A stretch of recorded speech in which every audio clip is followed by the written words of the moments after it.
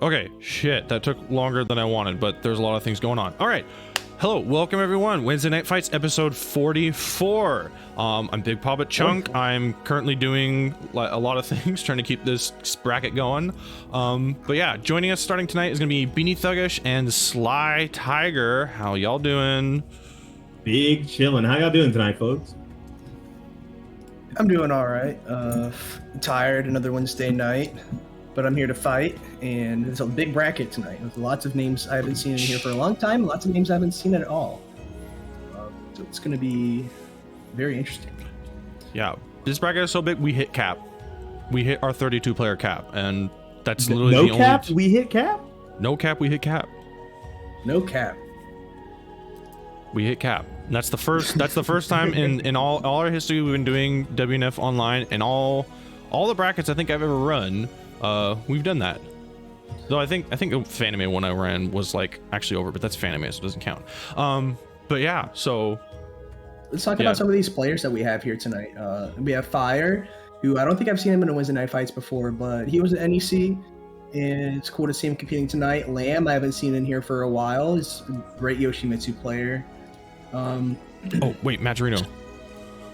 Oh yeah, let's get to paying the players first and getting these Parsec servers smoothed out. Let's get to that. All right. Okay. So exclamation Maturino. Click the code. Goes to the players. Happy Killer already put in 50. Holy shit. Same with Rotary Lover. Thanks to the 5. Beanie, you do the rest of the shilling. Oh yeah, dude. So here's what you do, right? You just hit that yellow contribute button after you log in. You hit claim free code, you put 30 cents into the pot. That is free money for the players. Free money. We have 50 codes. Use up those codes. There's 44 of you in here right now. No reason to not have all these codes used up at the end of the night. Send these players not home, but offline with some extra bread at the end of the night. And that would help literally everybody who makes top 3 tonight, so. And it just looks good when there's a lot of money in the pot, so we really appreciate you putting in that free money with that claim code button. And don't forget about the match. Don't forget about donating to Big Papa Chunk's PayPal, right? What that does is it allows us to continue to run these events on online Parsec instead of having to use traditional online. Even $1, $5 goes extremely far. These Parsec servers are not extremely expensive, but they are not cheap either. He has an entire spreadsheet. He can get to you with that. There's also a link in chat to do it. I believe it's !donate. Haven't remembered in a while. I'm sorry. But so that's going to allow us to continue to play on Parsec. Helps a lot of these players, and that's all the shilling we have to do for now. I think so, yeah. It was pretty good. Thank you. All right. We're getting this going. Yeah, sorry. So we're going to bring up the first. I'm going to get Manta and Dragonfly out. Ooh, we're going to see Sophie versus Boldo. Dragonfly has been doing pretty good lately, I think. Manta traditionally usually does well in these tournaments, but it's still pretty early on in the bracket, and I wouldn't be surprised if Dragonfly is able to pull this off. Yeah, I think that Dragonfly has a lot of good tech for this matchup. He seems to be able to handle Voldo's pressure really well, knows a lot of the gaps and the counterplay for the situations that most Voldos like to go for. But this is no Voldo, this is Voldo Prime, okay? Like if there's like an Optimus Prime or Transformer Prime, this is Voldo Prime right here. Manta makes this character look literally S+ tier. I agree. Manta is such a strong Baldo player. And he's got a very unique way of playing Baldo. Just the way he baits out those satanic elbow lethal hits by jumping back and getting his opponent to whiff is something I don't see any other Baldos do. I think the back jump is like the crucial part to what makes him significantly different from other players. And also, Graffiti Souls, thanks for the gifted sub to Screaming Internally. Appreciate it. Oh shit, thank you. Graffiti Souls, being a real one. All right, getting in here. We're going Clock Tower stage. This is a really nice stage for Voldo. I think that this small space is really going to help him contain a lot of the neutral that Sophie probably wants to play. Starting off immediately with that sick launcher, though. I'm not sure if it's going to work out for him very well. Backs up there, gets clip, hooks towards the wall here. Manta is proficient at wall play. Let's see how he does here. He's got a lot of momentum right now, and Dragonfly's already in yellow life, and Manta's showing absolutely no signs of stopping, but the GI was successful. Manta's able to get some momentum back, and a successful back throw too, taking the life lead. I really love what Dragonfly did there immediately after getting a hit. Does a slight sidestep to put the opponent at the wall instead of being there himself and closes out the round off of it. Putting the opponent at the wall when you're in a situation where you can reverse fortunes like that is really, really smart. I really like that Dragonfly, Angel Step AA there. Such a good idea. Yeah. Putting on the pressure. Now we're by the wall, but Manta's going to jump right over Dragonfly. Going for the Mantis. Oh, good punish on the Angel Step B there. Ooh, tries to get his patented 6-6B lethal hit, but he doesn't get it. That move, 6-6B, is extremely safe on whip. Oh my goodness, here comes the big damage. All right, going to reversal edge here. Who's going to guess right? Looks like Mantis decides to block there. And the Dragonfly gets the lethal hit as Mantis tries to sidestep in the reversal edge clash. So no wall splat here, but it's still massive damage. Tries to roll out there and gets clipped again. Takes a lot of damage for it, but he is at red life gauge here. And so is Dragonfly. It looks like, oh, he's going to eat this throw, and that's going to be a round for Manta. Not getting your guard broken in these early rounds is very nice. It really takes the guard crush off of the table as a win condition for these characters, because if you get guard crushed like round 1 or round 2, you could potentially get guard crushed again, right? But if you get guard crushed on like round 4, round 3, it's less likely that you are going to get guard crushed again, especially with these two players who really like slugging it out. Look at that. Before I can even really talk about how fast these two players like to play, they're already swinging away at each other. Manta already at less than half life here. And the break attack AGI there from the Mantis Crawl is going to do some work. Dirty lethal hit into the 6-6B. Dragonfly playing no games with his opponent. I was really expecting a guard crush there to happen too. But, oh, and the wall break from Dragonfly there is going to put him in a pretty good situation, but now he's got his back to the edge, and whipping a reversal edge like that is going to get you wrung out immediately. So that bad situation for Manta just turned into an amazing one, because look at Sophie's guard gauge still in the yellow. This could actually be a win condition that he was setting up this entire time. Some of the best players in the game do not take each one round individually. They really like to think about the entirety of a match as the way that you play the game. I'm not sure I like this use of the CE there, the combo. It's killed really hard, but Dragonfly's got to get away from that edge or Manta's going to ring him out. Okay, so it looks like he's back to safety now.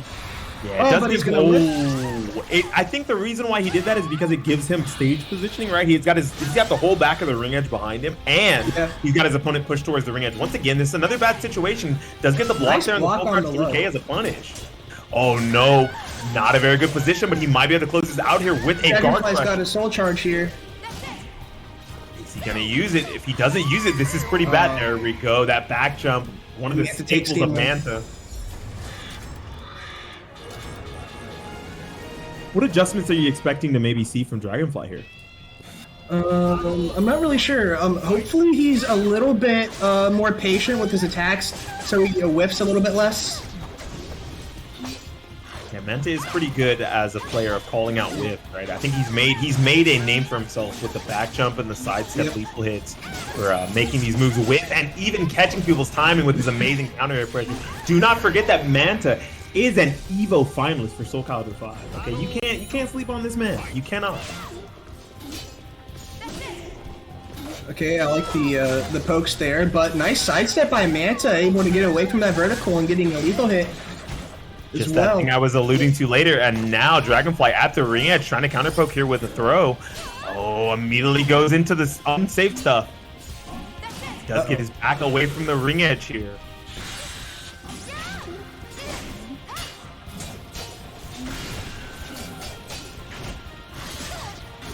Ooh, Manta just running his offense right now. No counterplay on the side of Dragonfly.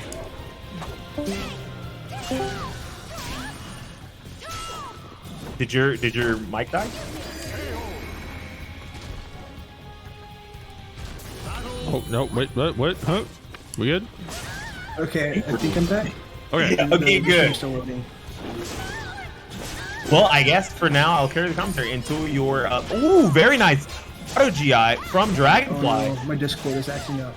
Oh, that's the worst. Happens to me sometimes. Ooh, Manta with the very nice RI, using this to take some additional advantage here, hoping to get a guard crush maybe. Very nice 2-2B, putting him into a situation where he can maybe win off of a guard crush here, but instead it looks like maybe he just wants to go for the low with the 2K to close it out. Leaves his opponent at low guard stamina for a potential final round. Nice sidestep from Manta. He really is cranking on this guard gauge, doing his very best to establish this as a win condition. Oh, does not get to get the giant, what do we call that? The collab.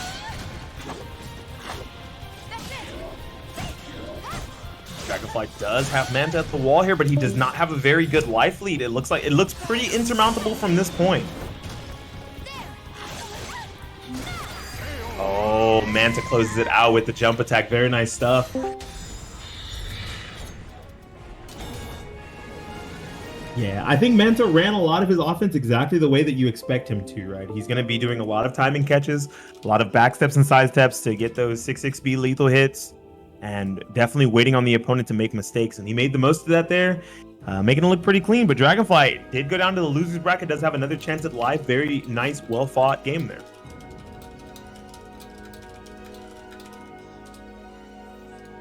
Oh, all right, there you go. All right, too it many says things. voice connected, but I'm not sure if I can hear you guys still. We I can, can hear, hear you. you. Yeah, I can hear you. Yeah, no, that's not working. Rip. Uh-oh. Let me restart my Discord. Technical difficulties, it is the downside of having commentary and running a lot of these things online. Please bear with us. Hopefully we'll have two commentators again. If not, I have no problem holding it down until we can get a second one. Maybe even doing a double. We'll see. We'll see. But in the meantime, I gotta get someone else up here. Let me get. Oh, I know. Hold on. I got. Ooh, you got a spicy one. I think it is. Let's see if we can get them on. Ah. Okay, there I we think go. that worked. Can you hear us? Yep. Sweet. And I can hear you. Yeah. That was weird. Yeah, Discord really likes to act funky sometimes. It's all those NFTs that they're worried about, you know? Yeah. Okay, you know. I had to do it. You know that I had to Not do use the cursed acronym.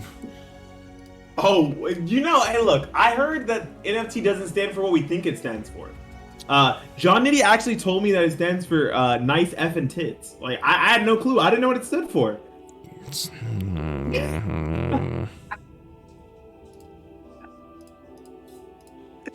Yo, shout outs to John Nitty.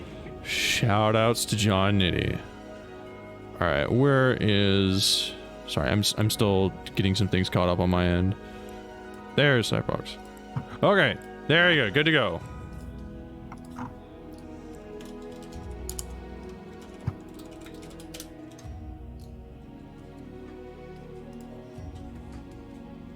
All right. So,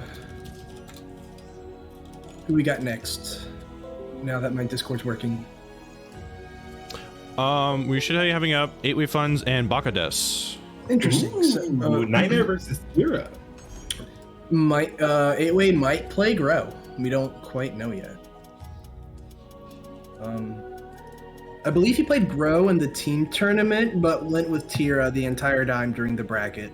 Oh, of NEC, yes, correct. I think that he's got a lot more matchup experience with Tira versus Nightmare. He does have Thermidor in his region, right? Thermidor's not playing tonight. That's true. But Nightmare is one of those characters where you can kind of crank -12 moves at him and a whole lot of moves that can deal with armor very well. And I think Tira happens to have some of the better ones in the game. A good, neutral move against Nightmare beats armor. You just want a horizontal that beats armor, preferably a mid horizontal, so you can beat stepping, crouching, and armor all at the same time, which is why Sophie's 668 was so good. But they nerfed the damage on that, so it's not as busted. Yes, unfortunately, or fortunately, if you're looking at Nightmare, right? If you're looking at Nightmare as a character, not Sophie, you're like, oh, this is nice. Yeah, a lot of Hori mids are usually either too slow to deal with some of the options, or they're too they don't have enough damage, right? When you look at a character like Zasalamel, people are like, hey, Zasalamel's 3A is one of the strongest moves in the game when it comes to a Hori mid, but it's not good enough to beat Nightmare Armor. I do think that Tira has some pretty decent ones, including her, what is it, her 4-4A? And then she also has 1A in Jolly, which is a low, right? But that's going to be a pretty nice poke to use in a situation like that, where you're worried about armor and stepped up. Cervantes wave funds? This is not what I was expecting to see, but I mean, this matchup is 100% in the favor of Cervantes. I think that Cervantes has some of the better tools in the game when it comes to all characters in general. Yep. But these mids and these strong lows are going to be a whole lot of things to deal with versus this character. All right, so let's see how this goes. Starting off with Ooh, tries to go for the 2A plus B, but he was slightly too late. Nice duck, but this A6 is not going to be strong enough to beat armor, even though it is a great horizontal. It's not strong enough to beat the armor, but at least Brightside it's safe to the armor, right? So that's a pretty big win for Cervantes here. He's significantly faster, and he has a lot of good options to beat. Yep, just like that, these step crouches are going to actually do a whole lot of work in this matchup, I believe.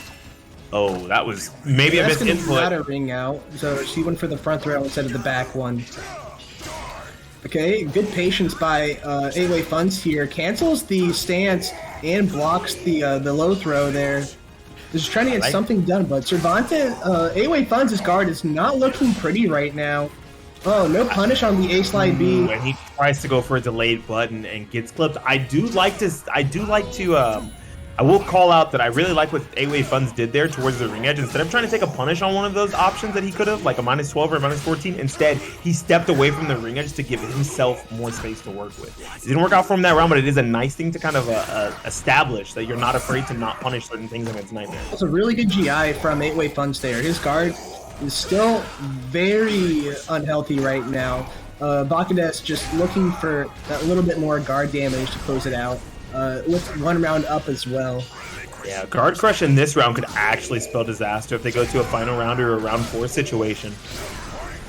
If 8-Way Funds could maybe close this out here, does not go for a soul charge on wake up, gets immediately force blocked. Very nice stuff from Bakades, using that move to the best of its ability, closing out a round with it. 8-Way Funds might have a clean guard meter right now, but Bakades is able to get it down so low, so fast. We still might see a guard crush again in this round or the next one if Bakades is to not close out the game right here and now. Tries to go for a step there. Very nice stuff. Look at that. Gets his way off of the corner here. And big damage coming out of 8-Way Funds. That looks like a reset if I'm not mistaken.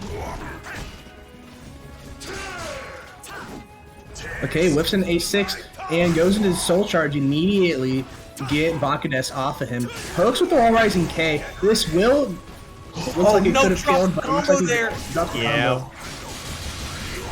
And now he's at a pretty bad position versus Nightmare. This is going to be a whole lot of 6-6Bs and 6-6As, and instead just uses that A6B to close out that round. Some signs of life out of 8-Way Funds. His character, we're not used to seeing Cervantes from 8-Way Funds. This is a little different. It looks like the character is pretty fresh for him, actually. Just based on the stuff he's doing, doesn't look like he's fully comfortable doing all the optimal stuff yet. But here's the optimal combo off the 3B. Ooh, if you tech that, that actually is more damage. Don't know why Bakades inherently went for the tech there. Okay, we get no punish on the armor there. I guess the A didn't have quite enough range. Oh, that's going to be big damage for Bakades. And Wall Rising K. Oh, that's going to be another round for 8-Way Funds. Getting the lethal hit there to close it out. I believe that lethal hit is when you land a certain amount of gunshots. Yes, I believe it's a gunshot requirement. I do like that move a lot because of the fact that it's a mid, right? It's a very nice advancing mid, catches a lot of people off guard. And you know, he is sitting on 2 bars here, right? Like Nightmare could totally run this back. He's also got 2 bars immediately. Oh my the combo gosh. drops. Cervantes falling right out of the combo like Jean-Noir or something. Okay, we get a soul charge here out of 8-Way Funds. Has a huge life deficit. He's going to have to get a lot of work done here. The A6 gets something done. No punish on the 3B. I do believe it's -14 from Cervantes. Nightmare actually can't punish the 3B there, I don't believe, because of the fact that there is the additional follow-up in Soul Charge. Oh yeah, there's the follow-up in Soul Charge. If you risk punishing that, you can get hit. Here he goes. Mashing all these Soul Charge buttons coming out. No punish. Oh, now you're dead. It closes it out with the 6-6B. Nice. That was a very greedy drill. Nothing holds power. I do like the attempt to use an armored button, but maybe something a little smaller, right? Maybe a 6K or a 6A, right? Something that maybe even catch a step. But immediately going for drill there, got him blown up pretty hard. A-Wave Funds has been actually using a lot of step ducks and back steps to deal with these situations, just like he did right there. Something I called out immediately. Doesn't tech there. Maybe that's why he did last time. A-Wave Funds does drop the combo though.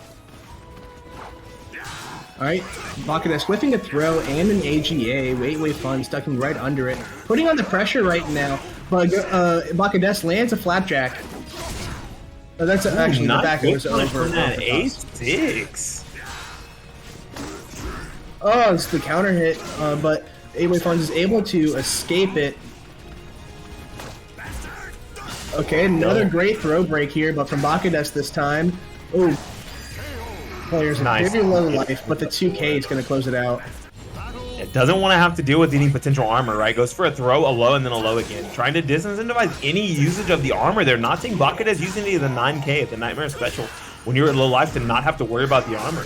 Goes for the front break instead of the back break. That was some risky stuff. If he had gone for back break there, that's huge damage, right? But the Yomi on that situation is that you know your opponent won't go for the front break. And the locker shove, but A-Wave Funds does drop the combo, which would have won him the round, but the jump K here is going to do just that instead. Jeez, this is looking like A-Wave Funds' game to win here. Oh, no punish on the IGER. You got to be ready for those. Okay, goes for the 6A, but okay, nice 2A plus B there from 8-Wave Funds. Trying to play it safe. Pokey with the Mars and K. Oh, but the AGA is going to get a run counter. Yeah, I like that AGA into the that low throw, the flapjack into the AGA, because that is a break that is plus on break. You could consider it a command throw, right? So it puts his opponent into a situation where if they try to step or press a button, they will get countered. Step there from Bakades. 8-Wave Funds has absolutely more life left. Gets run countered by the second A of that string. When you look at the risk reward versus that situation, like, it's totally fine because he had so much life to play with there that it's totally okay to use 3A, even though it is minus 20 on block. Sometimes, ooh, goes for the backstep there, assuming that maybe A-Wave Funds is going to press a button that he can counter hit or whiff punish, but instead gets counter hit himself. Oh, tries to go for the back turn B plus Gabe, but he's going to get counter hit, and massive damage here from Bakades. Oh, jumps right over the low throw attempt.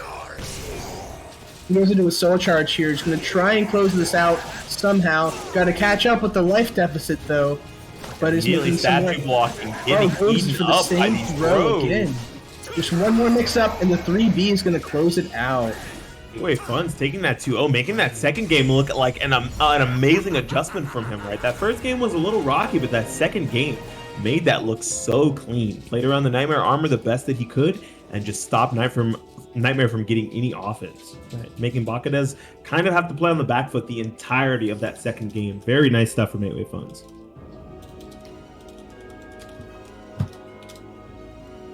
And Bakades not out of this quite yet. He still has the losers bracket to hopefully make a comeback.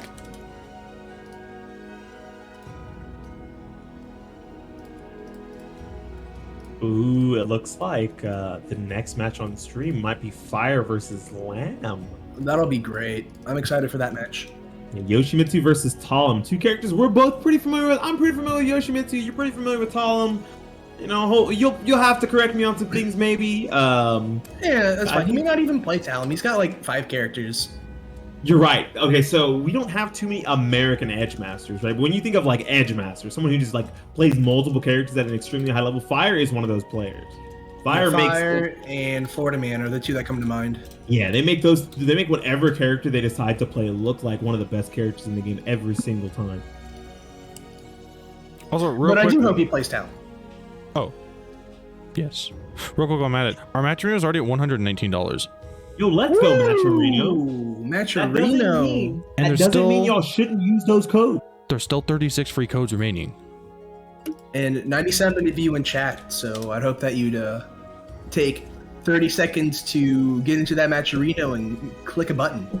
Yo, check that. Y'all mean 35. Look, if I'm on commentary and I can use a code, it is your turn as someone in chat. Okay, even if you're on your phone, don't worry, you're not missing anything super crazy. You're just missing the sound of my voice. It's not that impactful to the overall health of the players. This 30 cents goes a long way if every single one of you remembers to use it. That's some BK nuggets right there. Just tell me, like, why do you must use... I was thinking Taco Bell, but I have to not mention Taco Bell every time I'm on commentary. I can't do it. It's okay. We'll still take that. Also, thanks, Ben, for the host. Oh, Ben hosted? Yo, Paul. Thank you, thank you.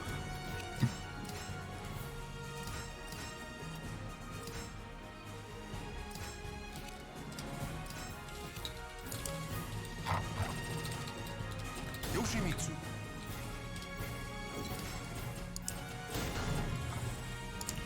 All right. Let's Wait, see you what still there? You still there? Oh, we're getting Talon. I'm excited. We are indeed getting Talon. This is going to be a very interesting matchup. These two close-range characters. I think that a lot of the Talon strings, right? If you're going into the stances too often, Yoshi has pretty good call-outs for most of them. But Yeah, I think Yoshi Talon has really space- good defense for Winsalt A. His While Rising A just covers literally everything. So most characters you can get a mix-up after that on block, but not against Yoshi. So I wonder if Lamb knows about that, or some other option selects that he might have with the character that he's playing. I do think that Talon's space control in the mid-range may be just a little bit better. Her get-in options are a little more unsafe, but more plentiful, right? She has more, what's what I'm looking for? She has more ways to get in the mid-range. Tries to go for a punish on that too far. Very nice spacing from Lamb. Nice A plus B there from Fire. What's the 6-6 A plus B though? Nice 6BK right out of the Dragonfly stance. Yeah, The nice. 4-4B does not finish the combo there. That does massive damage if it catches you out of the air. He goes for a back turn reset there. Dragonflies in air attempts. Oh my goodness, getting the Nice. huge damage here. Okay. Oh, That that was punish a on you. horrible whip. Minus 16. That was a I-16 punish that he did. Oh, but it gets caught on the back of the 3BB. So much spaghetti. So It is much 9K. spaghetti. All right, round one goes to Lamb. That was an interesting, that was a few interesting interactions at the very end of that round. I like the attempt to go for a jump attack there to beat the potential throw. Fire does not use it, but Jumps immediately right over the calling out 2K. the low, right? A lot of players like to go for a 2K or 2A there to stop Yoshi from running any more offense. He is minus on hit after that strength. Nice GI there from Lamb. Going for the 6A plus B into a pretty big combo here. Just one more Oh hit. my gosh, the for Lamb. memory. Fire goes for a super. Oh, but the The wall right 1-3K there. somehow connects, allowing Fire to get a mix-up. Jumps over the 2A with the 9B. Trying to play really compact here, has a huge life piece, does not want to give it away.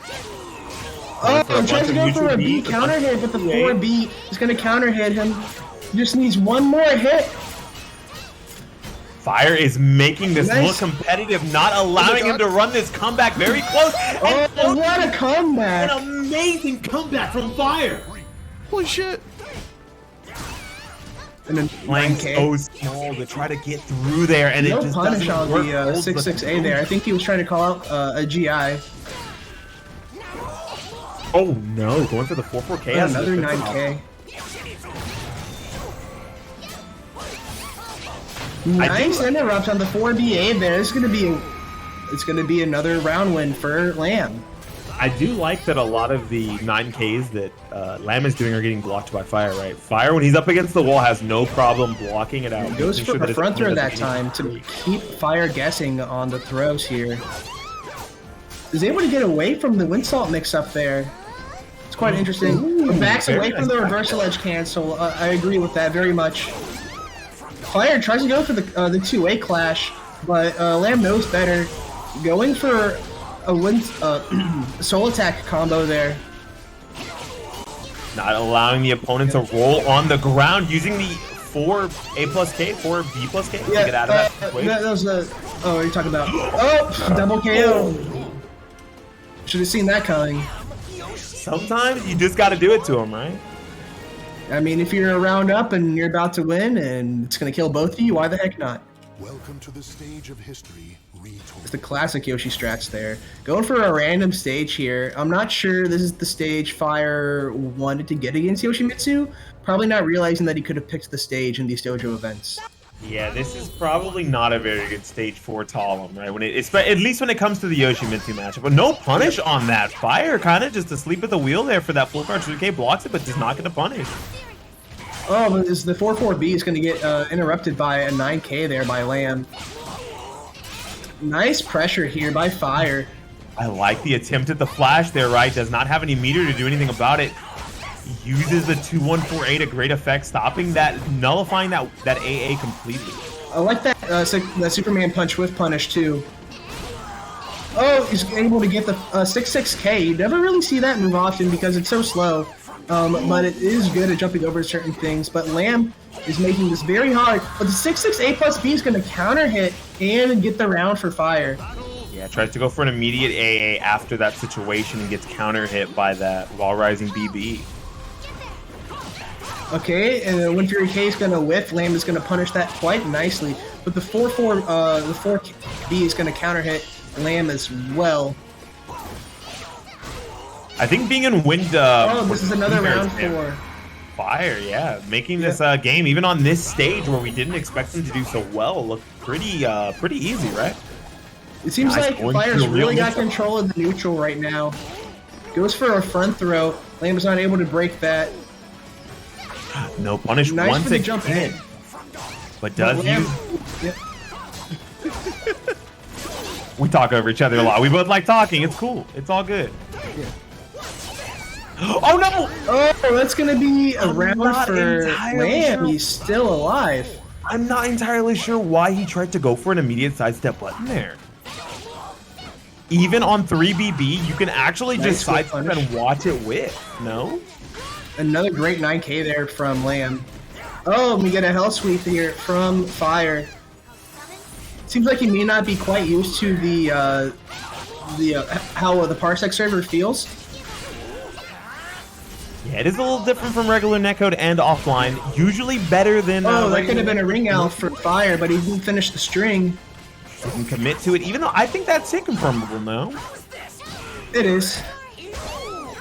Oh, tries to press after his own 2K and gets counter hit. This is pretty good stuff right here for Lamb. He could turn this. He's got the momentum right now. He just needs. Oh, gets hit out of the air by a back turn B, and that's gonna be punishable. No punish. Oh, okay, but the AA Brave Edge is gonna counter hit and get around for Lamb, who is down 1.5 meters. This is a fun situation, but if Fire picks the wrong moment to swing, this could be a free ring out. Looks like he's already waiting for it, using that soul attack. Very nice stuff. Does not have to worry about the BBB lethal hit anymore. No block on the 2-1-4. Hey, that's a huge punish if you can block it. 3 hell sweeps in a row just seem to be working. Oh, but he's going to block this super. Oh, but the Winsalt B is going to whiff completely. And yes, that is usually happens when you go into Winsalt. Oh man, this is really close. Back unconventionally, getting put into a bad situation here. Oh, and 6K. Out with the 6K. Fire staying composed at the end of the match there. Yeah, I've not seen Fire use 6K up until that point, actually. Yeah, he's used a few 6Ks after something like a 2A. I mean, sorry, after something like a 2K, but he didn't use them too often to get out of situations like that. Also, Sly, I forgot I called your match. Sorry. Okay, you want me to go now? Yeah, you can go. I'll cover for you this last one. All right. Sorry, thank you. Well, so far they are slugging at each other. Not too much to cover except this giant 9K from Lamb. Okay, now I'm in here. Lamb doing his best to keep stage control. Does not want his back potentially towards the ring edge. That is a punish. And good stuff from Fire. Is why Lamb was so hesitant to use so many lows against Talum. Yeah. Now they're coming out, and now Fire's got exactly what he wants. I think lows against Talum is like the scariest thing ever. As long as she has a bar of meter, it's just something you got to watch out for. Yeah, she's way too many good jump moves that are like plus. Oh, they gets the lethal hit from the Wind Charmer K. Does not commit to an option there. Keeps himself safe. Instead, immediately trying to press a button there once again, rejecting the plus frames off of that Dragonfly K. That is +8. Full couch 3K. I'm sorry, that Med K. Oh, yeah, Med K, right. Oh, the 4B just really catches. Oh, knocks Yoshi out of the air. Tries to go for another 9K, and Fire calling it out with the immediate vertical. Run up full couch 3K. Yeah, these full crazy. Oh, Classic. These full couch 3Ks are putting in pretty good work here, but I think the problem is Fire has gotten a hold of the timing from Lamb. All right. Oh yeah, good. Soul Charge back. Just get Talon off of you because it's disgusting what she can do in Soul Charge. Oh, no, does not get the final hit of that because of the fact that Talon was actually too low. Was not high enough up in the air to actually fully confirm that. This is one mix-up for Fire here. Ooh, good duck. The 4BA string. Got it on the 1K. The 2K to close it out. Very nice stuff from Fire. Bro, 1K is so lit. The thing that he had called out a few times. He's called that out with 9Ks. He's called it out with immediate 6A plus Bs, right? He's called it out very well, but still using it to close out the round. Hey, motherfucker. Very smart stuff. Who's rating Sticking to his guns. Oh, Curdy. Thank you, Curdy. Sorry, I heard my notif going on. I was like, who's rating me? But yeah, no, that was it was just really interesting seeing what like Fire was trying to get Lamb to do and how Lamb was adapting back, and then Fire would readapt, and like I don't know, it felt very clear, like you could just really easily see it. I don't know, maybe it was just back me. and forth between those two players was really nice, right? Even after that first game was not too contested, the second and third game were a lot closer, even maybe not in rounds, but within each match, each individual round was really, really close, and it showed that they were adjusting to each other in a pretty healthy way. Okay. Cool. Sorry, I'm trying to manage this bracket. Having 32 people in a bracket is a little more hectic than I would want it to be. I'm also down technically one server, but it's okay. We're making it work. We're going. We're good. It's all good. So next, I'm gonna put on. I apologize, but I'm gonna put on Konmai and the Great Dreamer. Ooh, this is gonna be interesting. Konmai and the Great Dreamer. Yeah. You know what else is interesting, chat room? You know what else is interesting, commentary crew? That we still have 27 codes left for the match arena. What the hell is going on? How do we have 27 codes left and 105 people in chat? I don't mean to call you guys out like this, but come on, use those codes to give these players that free money. Those dollar dues don't come easy. None of them do it. Oh dang! I did the option select. Fuck. Oh well. But yeah, exclamation Matcherino, you can sign into your Matcherino account or create one for free, super easy. Click the claim coupon code button, adds free 30 cents. There's 27 of them remaining. Please use them if you haven't already. You can also click the orange contribute button to donate your own personal amounts to the prize pool, all of which again goes to our top 3 players for tonight. So we please very much appreciate that. Also, if you can, exclamation donate, links you to my PayPal. Give me $1 or $2 so I can keep running these on Parsec and not have to go back to netcode, because Parsec is not free, but it's also not like super expensive, but also not cheap. Sorry, that was a little bit me rambling. So yeah, if you can spare like $1 or $2, please donate to my PayPal. I'd very much appreciate it. Oh no, ramble on about the things that we need to make sure we can continue to work on the things to make the players and the matches the highest capable, right? Like a lot of people complain about SoulCalibur 6's netcode, and we'll let's be honest here, it's not the best, right? So if that's the case, we should be using these Parsec servers, and if we have to, throw a few dollars into the Parsec fund, right? It goes immediately to that. Once again, he's got the Google Doc. No reason not to. All right, so I think Konmai and the Great Dreamer are in there and they're getting set up. I heard multiple dings. Oh, Sly, you back? Yeah, I'm back. Oh, cool. All right. Ding ding. So let me add this. All right, cool. I'll let you have it back. I'm gonna go. Oh, wait, let me switch the Twitter name, and I'm gonna keep doing my thing. All right. So who? Oh, it's Konmai on as well. Konmai versus the Great Dreamer. Hamaru. We don't see too many Hamaru players. You guys laugh to pardon me if I fall asleep here because I'm expecting a whole lot of 4 button, right? Okay. Both of these players, both of these characters have really, really strong backsteps and very nice options out of backstep. So it's like not totally unexpected to see them kind of run away from each other in a lot of situations. Ooh, especially on a stage this big. This is a pretty big stage, and the half walls too. I wonder who the half walls favorite here. Would it be Aswell or Hamaru? I think these half walls are going to favor Maru. Actually, that DP will ring out over half walls pretty easily. Very nice sidestep from Konmai. Immediately using the muscle buster, get himself a really handsome lead here. Okay, nice AB punish. Nice sidestep there by Dreamer. Oh, but the Axlo was going to go right around the hand clap. One more mix-up for Konmai, and that's it. Dreamer's able to punish the disco kicks there. Amazing sidestep once again, really showing that he cannot be conditioned to stand and block. Sometimes he's going to go for a step here. Oh, but the Rising A from Konmai is going to close out game number 1. Okay. I do got to take it back. I expect significantly more backstep from both these players, but we're actually seeing a whole lot of slugging. I'm pretty surprised. Oh, choosing his weapon and walking forward lets it completely happen. Yeah, Dreamer just did not know what to do there. He's in spear mode right now. Now he has no weapon because he tried to go for that weapon art, but it completely flopped. Now he's in swords mode. Great Dreamer got a lot of damage there because of that situation once again. Yeah, retaliating. Yeah, retaliating again with the DP. 2 of them things.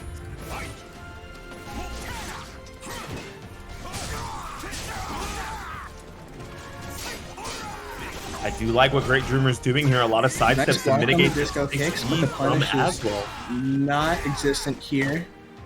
Nice throw there. Going in for a DP, not a whole lot of damage, but some nice Oki.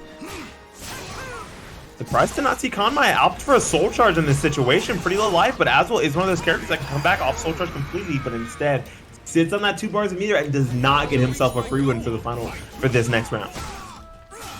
Now he's 1 round down. 2 bars of meter here is gonna pop one of them. Power Raisin. I'm expecting to see a Savior's Power. I won't even. Oh, he tried to go for it there! He tried to go for it. As soon as he said it, too, he got interrupted. That bubble is actually a low, so technically, if you're on the side of it and you start up Aswell CE, it has a tech jump. He was just slightly too slow, so he does not get the tech jump for it. Goes for a sword toss into the combo. Who's going to take Hail Mary sword toss. Shouts out to Joe. Yeah. Yo, the Joe Classic? Is able to get a GI on the Axlo there, but Konmai goes for a reverse ledge and is able to win the clash here. Now we're in spear mode. Let's see how he does this. Oh, he's able to get the such brilliant weapon arts. Putting himself at a great... So the thing about that 8A plus B from Hamaru and Soul Charge is it is a vertical, but it does have a quake, meaning you still have to block low if you step. But the such brilliance gets the parry, but fails? Does not get the it launch. doesn't pull in like a lot of characters' parries do. It actually slightly pushes out. So what happens there is a... Oh goodness, this is scary. Parry. Oh man, a whip throw and a parry. Just a little bit of spaghetti there at the end of this game. Great Dreamer is able to take it, bringing us to game number 2 now. That was hotly contested, right? It was a pretty close game 1. Yeah, I was getting down to the wire, honestly.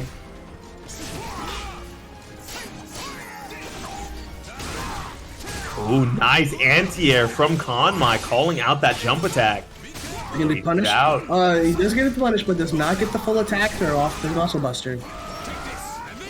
Oh no, slightly late. Interesting. Oh, a little late. Good throw here by Great Dreamer. Konmai trying to go for the get a weapon out so he gets his swords. Oh, he tries to go for the disco kicks, but Great Dreamer just showed nothing but disrespect there in that interaction. I think these DPs have been pretty on point to stop a lot of the as well pressure off of things like 2A and 2K, right? Yeah, he can't go into stances most of the time. Not allowed to reversal it. They're taking huge damage. Dreamer remembers exactly what happened last time after he parried an Axlo and Konmai had the GI. So this time, Great Dreamer did an A+B instead, and Konmai was not ready for that. Very nice clash. Tries to go for a jump attack after, but here we go. Gets pretty big damage here. I think this might be a round. If not, it's extremely close. Uses the 3A to close it out. No step ducking. The second hit of that 2-2-AA string is able to counter hit Konmai a little bit, get him a little bit. The AB is going to get some Oki here for Konmai, but Great Dreamer's right back up, getting a lethal hit here. But is not able to finish the combo. Series of events. Looks like it may have gotten a ring out over the half wall if that whole combo connected, but Konmai fell out of it somehow. Completely backstepping that soul charge, going for one of his own to plant him. Yeah, it's very hard to get out of that situation. Oh, the GI whiffs, and Great Dreamer takes another round. Fortunately for Konmai, he does get another bar meter here for free. The 9A? And a 3B lethal hit going into the Chariot for Almighty mode, but uses it on the A+B. The A+B there is actually relatively smart. Oh goodness, I think he's dead. Then Street Fighter. That is why. Oh, he's still in the wing. If that was an RI, that may have stopped the soul charge, but it was not. These DPs are working to great advantage for Great Dreamer right now. Oh, that's going to be, could have been a much bigger punish, but fortunately for Konmai, he is still in this game. Oh, but that's going to be it. And closes it out unless this is a drop. No. Great Dreamer. There have been a lot of drops.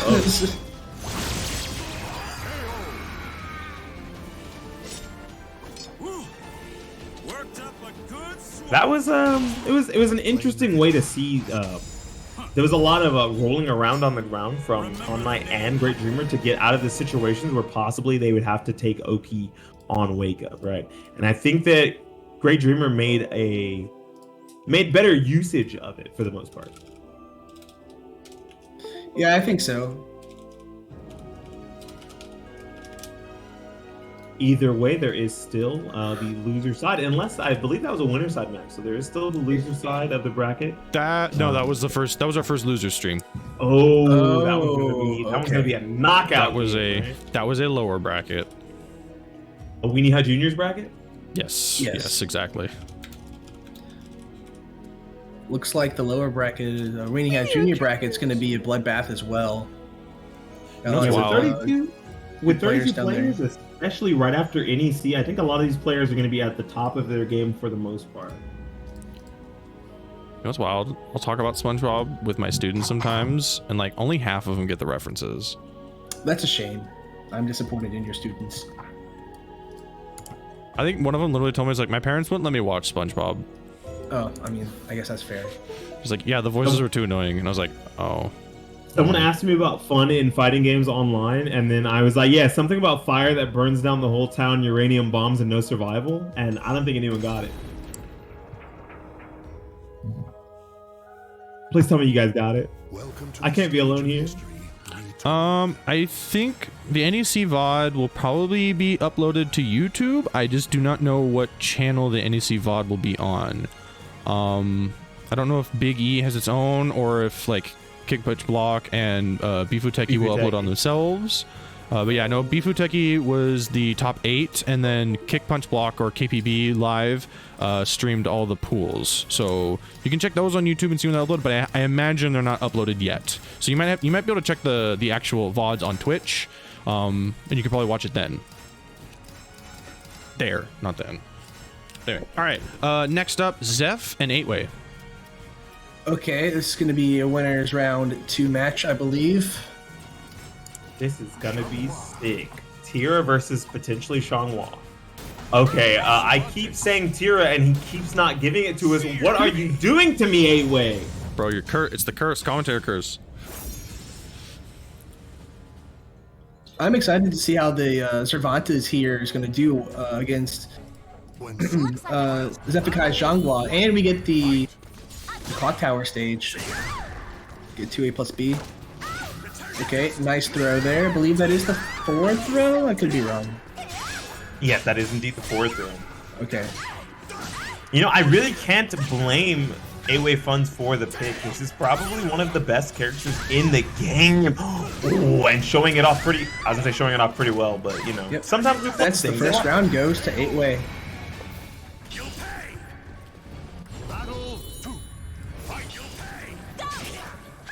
Very nice whiff punish from Zephyrkai, not letting him use those IGDRs from full screen.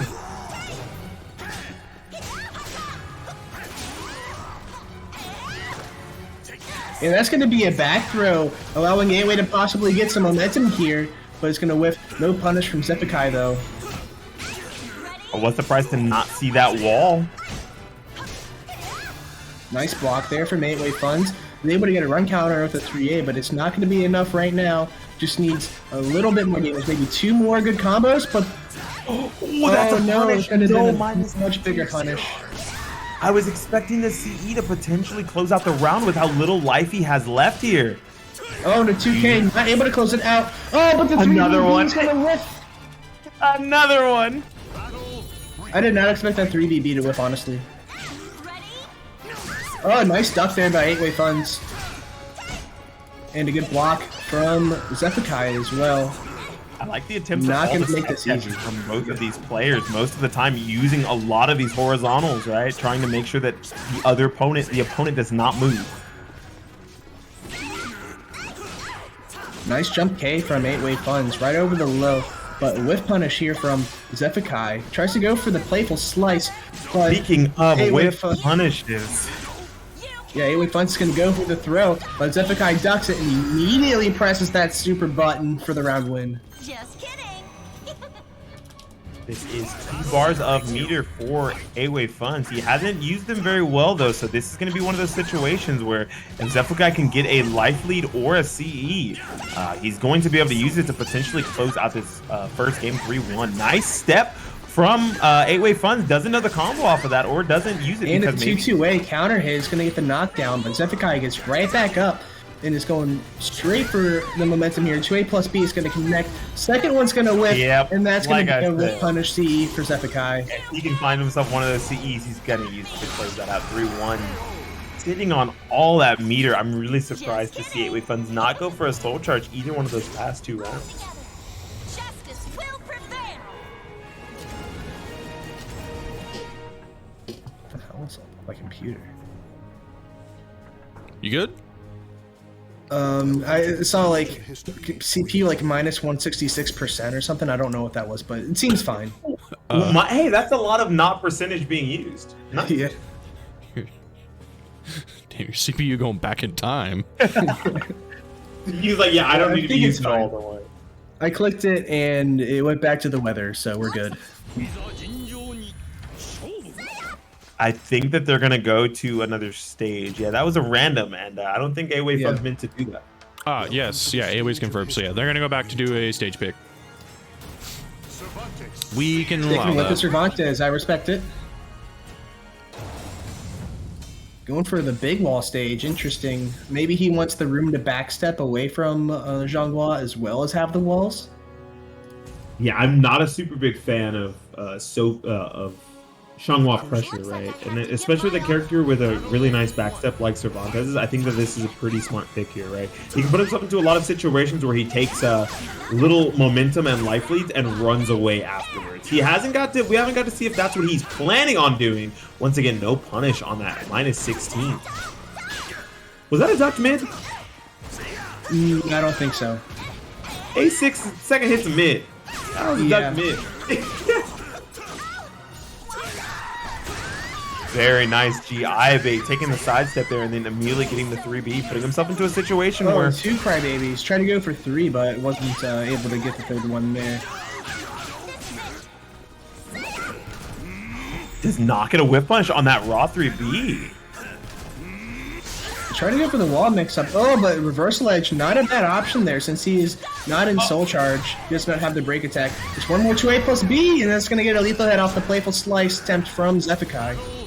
Bro, I love kinetic clash.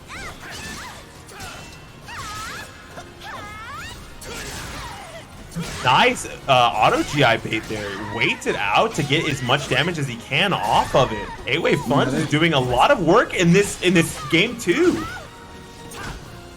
Zephykai able to break that back throw from 8-Way Funds, but the 9K is going to close it out. I think he went for a low throw attempt. Yes, that was indeed a low throw. Cranking on those 9Ks, disincentivizing any usage of a low throw.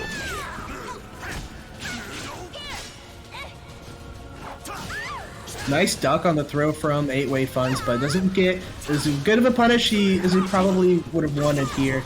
Zephykai has a lot of life compared to 8-Way Funds right now, but 8-Way Funds is able to get the throw, maybe get something back.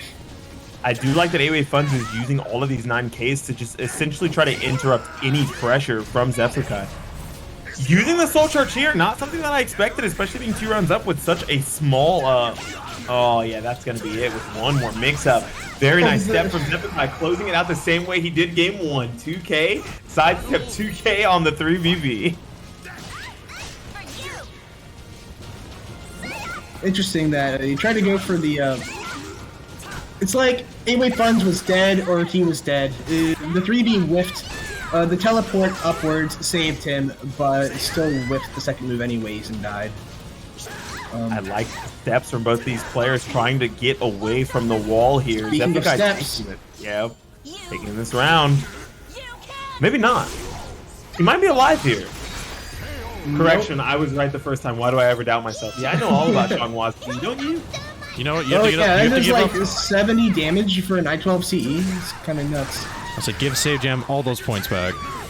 Yep. Will it kill? I guess it will. To be fair, XE is like the hardest, like the hard mode of that. Yeah, it can be hard. Depending on the combo, it can scale, but usually it does quite a bit. Oh, the caught on the GI. Hard. This is going to be a huge wall combo. 8-Way Funds still alive. It's got this soul charge to do something. And the A6B is going to get something done here. Oh! He did not go for the teleport, immediately gets punished with the CE. Zephykai taking that 2-0. Very close contested game there. Yeah. I don't blame him. I don't blame 8-Way for not finishing that soul charge string there, considering I got punished twice in the set. Yeah, that's one of those moves where, you know, when it gets punished twice using the 3BB, even with someone like Gro, right? If they go for like 3BB and you get punished for it, it feels like you're being disincentivized for using the second hit because you think your opponent's going to wait for it. Zephykai pulled the trigger immediately. All right, and Zephykai takes it 2-0. A wonderful showing of 8-Way Funds is Cervantes, though. You know, we were sleeping on it a little bit, but his Cervantes he's got some good stuff going on there. Yeah, I definitely like what I see from 8-Way Funds and Cervantes. Just a little bit more practice, and I think he'll be able to optimize them very well.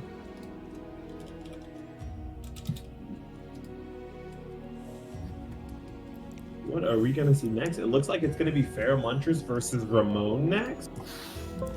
Yeah, and then Sly, I've got to call you to your next one also. That's fine. I got you guys on the other side. Thank you very much. Which one's open? 5 is definitely open. I'll send you there. Yeah, I'm at the point where I'm just like looking at stations, just like, that one's open. You go now. You're like, use all the stations. Get them all done. You're actually mashing right now. You're mashing on the station. You know what else you can use in match? The Matcherino codes. Yeah, that's something you can definitely mash on. If you're not mashing on that Matcherino code, what are you doing? There's still a good few codes left. There's 118 of you guys, if I'm not mistaken. There's 22 codes remaining. All right, so this is Pheromontress and Father Ramon on Xianghua. Oh, goodness. I was expecting to see Sophie. He wasn't memeing when he said he was going to go Xianghua today. Hey, man, why not? I do think that this matchup is probably more favored for Xianghua than Sophie versus Zazal. there's like a whole lot of options that you just can't do as a Solomon without risking potentially getting auto GI'd, right? You can't use 6-6A charged, and if you use regular 6-6A, it's -14, so you just get punished anyway, smiley face. And then you can't do 3AB charge. If you do 3AB charge, nice. Using that, does not go for an actual combo, instead tries to go for a reset there. Putting himself into a situation where Ramon is ready for everything, not falling for any of these fake mix-ups that Pharomontrous really likes to go for here. Ooh, gets the tech crouch up the stands. I think that was stands. I think that was off the stands, yeah. Yeah, I don't know. It's Xianghua. I'm assuming she's tech crouch. She's in stance. Doesn't she just like stand in tech crouch? Like, isn't she just perpetually in tech crouch? No, I've never seen her get hit by a hot. What do you mean? That's Sophie until you press a button mid-string, then she dies. Oh, true. Eating all of these front throws, refuses to take the back throws. Ramon is totally fine with, eating the big damage. And just goes for the double K string again. 2B plus K. What an amazing string. That is safe on block, plus 10 on hit. Nice punish, -16. First person we've seen punish that today. I forget who was telling me that move was bad. I can't remember. They're wrong. Oh, no, I don't think it's bad. Not under any circumstance, but it is punishable. Very nice stuff. The slight step from Pharomontrous, not getting paid off, though. When I said not getting paid off, I may have lied. Got paid off pretty handsomely with that CEX sitting on 2 bars. Ramon does not get a free bar for this potential 4th round. Just as it is written. All right, Xianghua not going to hold back. She better not. She does have the meter advantage, but that's a fat lethal hit and gets half a bar meter for that. Oh my goodness. Once again, goes to the fake combo. A lot of damage there and does get a curse. Something you really want against CE so you can disincentivize those AAs on block and on hit, right? You can now go for your CE here. Tries to stutter step and gets blown up, put towards the wall, immediately assuming that Father Ramon was going to use something that would put himself into counter hit situation. If he had of that forward BB, would have rung out. Very nice awareness. Yeah, Ramon doing really good with his movement to make sure he's staying safe, not getting counter hit, thrown into a wall, rung out. But that's gonna hurt. Just a little too much from Ramon getting clipped by that 6AA, put onto the wall, and Pharomontrous closing out that first game. Oops, wrong score. Definitely a good showing from Ramon, though. Not something we used to see from him. Yeah, I mean, he's been learning a lot of characters recently. Him and JJJ. So yeah, his character's cheap. I'm going to be learning her too. His character is cheap. Very nice sidestep, but no punish. What do I say? There's moments like this on commentary where I just don't. I know what happened. The move whipped. I see that, but what do I say? What you say is he. Oh, I thought he was dead for a second. Will it kill? Yeah. Is Ramon immediately trying to mash out there? Oh, and he goes very nice delayed A plus B, trying to call out something slow, and he gets the reversal edge, pushes him off the ring there. Oh, knocks out the CE, goes for a GR. And that is why you usually want to try to get yourself at least one curse before using your CE against this character. Yeah. Yeah, they patched that. That was what, season 2? Beginning of season 2. Patch that CE so that it doesn't beat everything immediately. Nice counter hit. A plus B goes for the big damage here. Instead goes for a reset. Pharomontrous always with the optimization. We like to call this man the optimization station. That is -12. There we go. There we go. Wait a minute. How did he get counter hit? Ramon was late. If he had a held block, he had that there that said counter hit. Unfortunate. It is my split though. It's my split. Don't worry. Yeah. Probably honestly wasn't ready for the block and was just straight going into it. But all right, the kick out of the stance knocks Pharomontrous out of the air. Ramon playing the spacing game. Into it. Yeah, Ramon going into center stage. Doesn't want anything to potentially deal with Zos ring outs. Yeah. I'm surprised after he lost this, he just immediately didn't random pick stage. I think he's just trying to figure out Xianghua, so. Yeah, I think that this stage is actually really, really good for Zos, right? It's pretty small, it's enclosed, so it's good for Xianghua, but you got to think about all these half walls, right? It puts you into a situation where you really have to worry about ring outs from Solomon, which he's extremely strong at. Ducks the first hit, and a lot of people think that is his 2K, and they get hit by it and try to master that second hit and eat it, and it's +10 on counter hit. Nice stuff from Pharomontrous. Good, breaks the throw, gets out of there. Oh, good, steps the 6B plus K. Is that the input? Yes, no, that's a 4A plus B actually. Oh, okay, sorry. I'm thinking Killick. Yeah, 4A plus B. That is I-28, very slow, used to bait GIs and crouch ducks, but it's also 0 on hit, 0 on block. You don't completely lose your turn for using it. Here comes the blender. Very nice duck from Ramon, knowing the counterplay. He knows. He knows. Uses the meter there to close out the round so he has a fast enough option, but I think that Wall Rising B would have actually killed instead.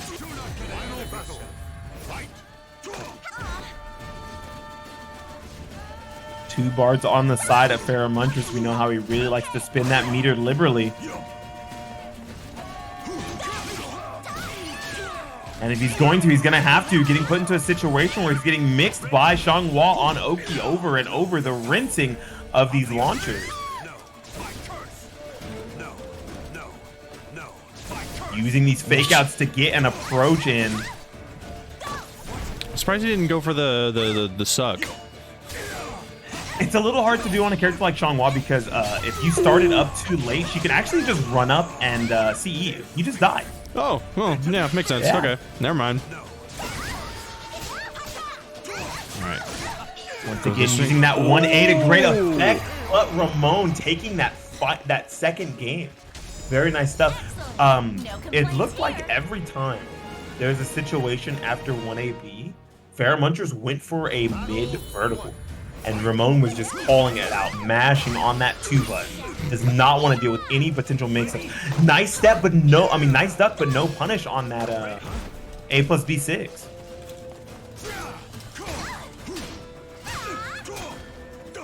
Sorry, I'm reporting some things. Oh, you're all good. Good usage of the reverse ledge once again with his plus frame. Tries to go for another vertical. Mashing on step is Ramon, not dealing with anything that's potentially not a 3AB or 3AK.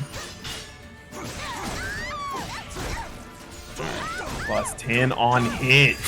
And there we go, getting retracked. Unfortunate series of events, pressing that button just a little too early and getting clipped by the second hit of 2B plus K. I said the one time Xianghua 2B going in the opposite direction did a bad thing. Anyway. Slightly outspaced with that 6A. Very nice. Once again, a good punish, trying to go for a tech trap there. Father Ramon not falling for it. Yeah, good duck on the A plus B. Gets the launch. Takes his damage. Pharomontrus soul charge. Get away from me. No more pressure. Backsteps the 4A. Not something that you expect to be able to see from someone like Xianghua at close range against the Solomon. And then the back throw, putting himself into a 1 mix-up situation. And closing it out with the KK that will catch step just in case Ramon is cranking on that button once again. 2 rounds up for Pharomontrus, starting off with an amazing whiff punish and goes for a vertical again. Luckily gets away from any punish that could have happened. Oh, catches the tech. It was a and that is going to be a whole lot of damage. 1 mix-up situation once again. Pharomontrus using that 2B plus K to great effect. Ramon is just steady pressing before it's over. Pharomontrus closing it out. Good stuff. Yeah, that 2B plus K, if you're going to hold block, why not use it? Yeah, you got to hold block a little bit longer too, right? Even if you block that first hit, you got to block the second as well. Oh wait, shoot, the Humble Bundle's down. Well, whatever, I'll change think that later. Ended yesterday, yeah. Yeah, I'll change it later, but anyway.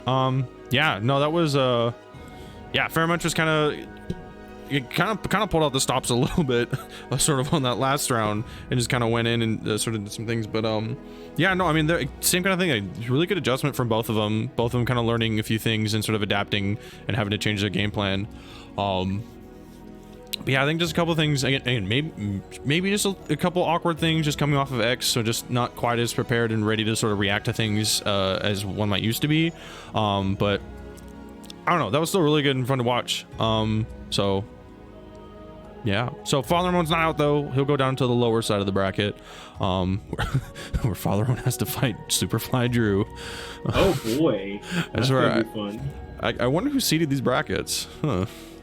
Coughs. I wonder who. I think we know who it is. Yeah. All right. I have to get caught up on some things. So give me a sec. Let's see. How is the Matcherino doing, Beanie? The match arena is actually at $123.70. So if someone uses the code right now, we're at 124. But after that, there would still be 20 codes left. Use those codes. We're over $100 already, and we're not even into the second half of this. Okay, I would really love to see those codes all get used up before the end of the night. You guys always come through. You guys pull through by the end of the stream. But I'm on commentary. I use my codes. If I can do it, it's not hard to make you guys feel bad or anything. But you can do it too. All right. Yeah. So we got that. This bracket is shaping up nicely, though. This bracket is wild. This bracket's going. So yeah, looking up, we're only on winners quarterfinal, but we're gonna have Zeph and Hentai saves going at it. Florida and Asionic. Rubber Beefing and Fermentris, and then we're waiting on the results from SlyTiger and John Nitty still to happen. Versus Mr. Can. I believe this is. I would say this is an upset. Mr. Can took out Arcraves 2-0. Yeah, dude, he knows what he's doing. He knows what he's doing. That tier is solid. But wow, it's just I'm used to seeing Arcraves make it pretty far before he goes into the lower bracket here. But Can showing up, showing out. Yeah. All right, and then I'm gonna pull up our next match from the loser's side, so we can keep that going. It's gonna be Art Graves and /copy AI, formerly known as Cyprox, who I have not seen in a while, and I missed him. That is why I haven't seen the name. Yeah. I was like, who is /copy? Cyprox. If I'm not mistaken, isn't that a Cervantes player? Yeah, I think predominantly he's played around some other stuff though. So yeah, he might be on something else, might be on something new. Who knows? He took a break, did some other things for a long time. We missed him. Now he's back, so I'm kind of happy on that. But yeah, it'll be interesting to sort of see where he's going. All right. I'm gonna keep calling things. How many stations do I have open? I currently have all of them open. Good, because that's exactly what I wanted. And there's the results. John Nitty takes it 2-1 to Sly. Oh dang, 2-1 over SlyTiger.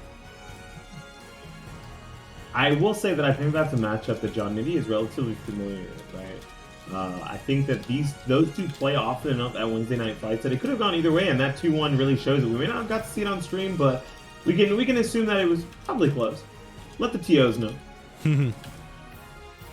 I mean, we've seen that one before, and it was definitely really entertaining, so...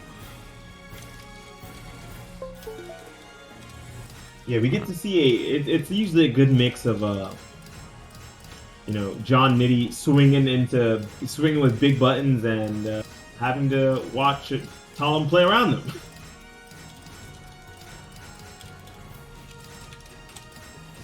But speaking of big buttons... We're going to see, hopefully, Cervantes here. I'm not going to call it for sure, but I know we're going to see Taki from Arcgraves. Not a character, I would say a character specialist, right? A character loyalist. I haven't seen another character out of Arcgraves in a very, very long time.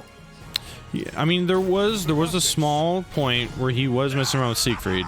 But that, there's the Cervantes. But yeah, the Siegfried didn't last. I think it was around the time there were some Taki changes, and I mean, most of the Taki players were not feeling very happy about it, but those times have come and gone, and now he's back to Taki, and he's been doing really great. So, interested to see how this plays out. The first thing we do see is these players immediately walking up to each other and trying to get their game started. Look at that, using the 2A+B to great effect here after using a few Hori mids to stop the stepping from happening. Ooh, good. Ducks the possession. Who gets the throw? Ooh, slide you back. Yeah. Cool. I'll let you go at it then. All right. So who we got right now? This is AI /copy AI versus Arcgraves. AI. Okay, this is my first time seeing /copy and even really hearing his name. But so /copy, for anyone who doesn't know, is actually Cyprox. Cyprox. Oh. Yes. That makes sense. I know who Cyprox is. Trying to use that auto GI there and gets blown up, but another GI right after it. It ain't broke. Don't fix it. Use it again. Immediately gets a tech trap for huge damage. Again, trying to press out of that. And Nice unblockable cancel. Trying to get something done, but Arcgraves here getting his momentum back. Doesn't get the A6, and now this is going to be one of those situations where either player could lose to a CE or launch combo. And this is going to be a throw. Slash copy here, going for another throw, mixing up Arcgraves like crazy. It's Tell 2 him, rounds you're up. going to stack you block. We're going to make sure that you have to actually still get mixed up on block.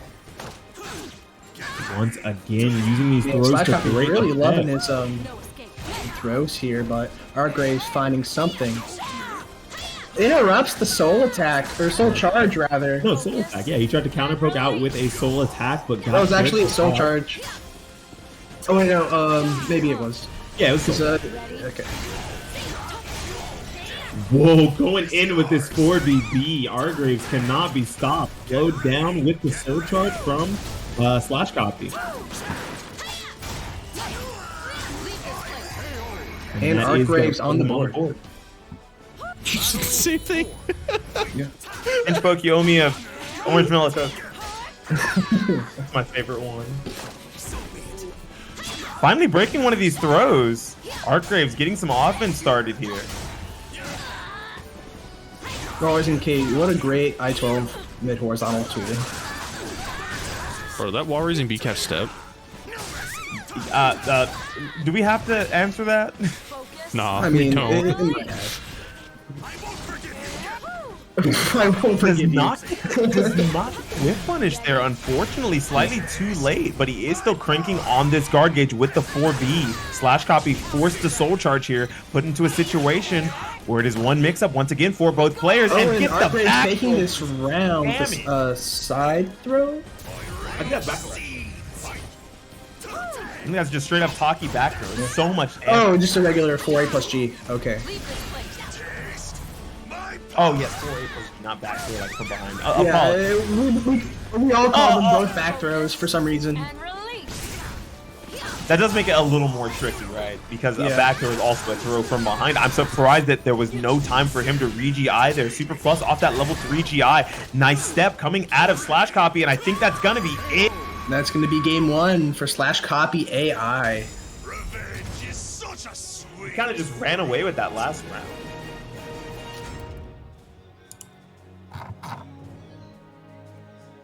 Let's see. No stage pick coming from Arcgraves. I don't disagree with that. Yeah. Yeah, it's because, I mean, if Cervantes is scary, it's like, going to be on a small stage with walls. Yeah, this is going to be a stage that actually favors Taki, right? It's a pretty big open area. She has really nice ways to get in. Very good pressure, so even when you're backstepping away from her, you still have to deal with it. And then, of course, her ring out game is phenomenal compared to... Yep. Yeah, I was going to say compared to Servi's, but, you know... You were saying. Serby getting Yeah, a You ring were out. saying. Just take the words right out of my mouth. Tell me I'm wrong. Well, you're not wrong, but Slash Copy is going to take advantage of that stage position and get the ring out there. With the whiff punish on Arcgraves there too. Just trying to play safe and pokey, but Arcgraves getting a 3B launch, no follow-up though. Oh, another 3B, just goes for the Oki instead. Arcgraves breaking the front throw. I do like that he's just trying to mix him up on block with these 3Bs and 3B follow-ups. Oh, interrupts the soul attack there. Yeah, immediate counter poke and gets smoked by the second hit of that string, the full crouch 3KK.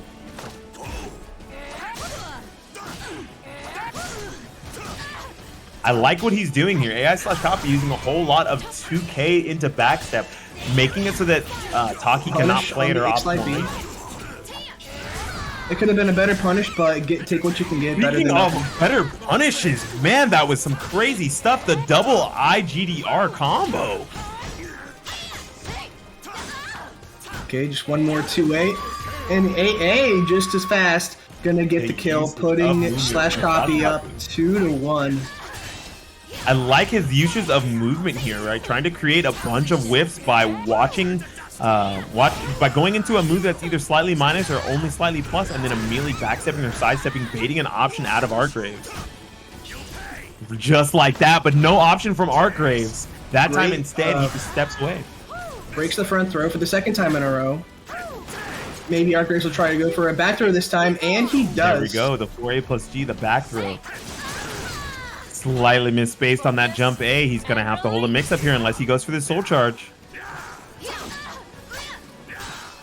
Is he just cranking this? Is he really just trying cranking to get this last round with something?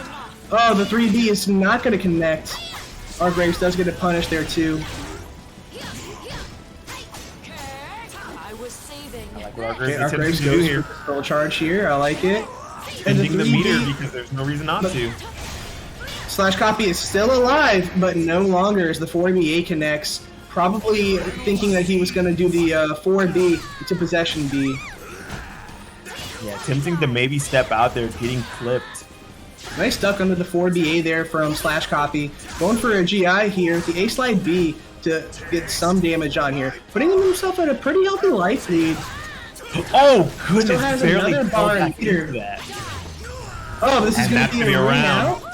Yeah, that's a ring out. Very nice awareness from Arcgraves to realize that after that GI, he gets a free A6.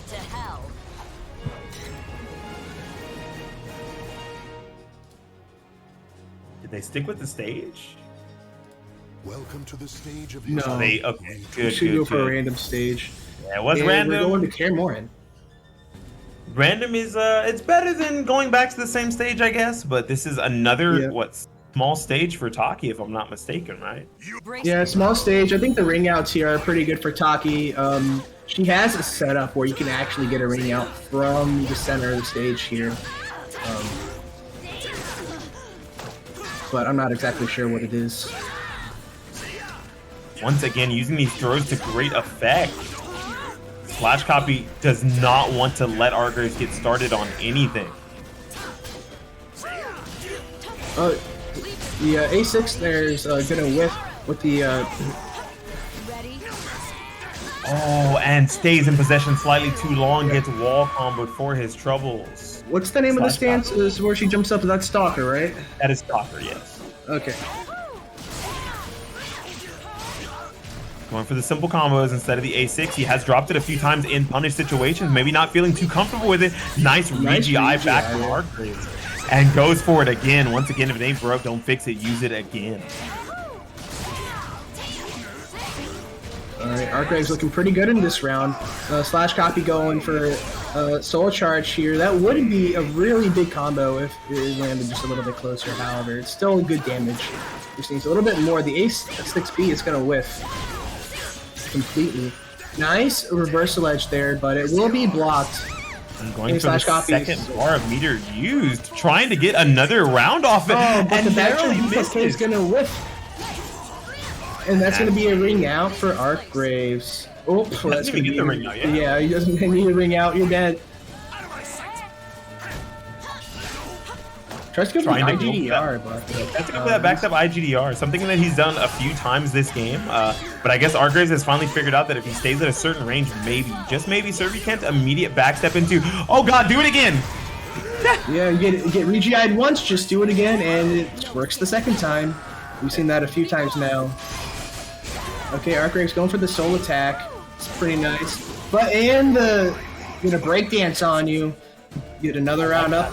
Walker K hold very smart, using that to stop any steps and any potential jump attacks. I was gonna say, Servi got served?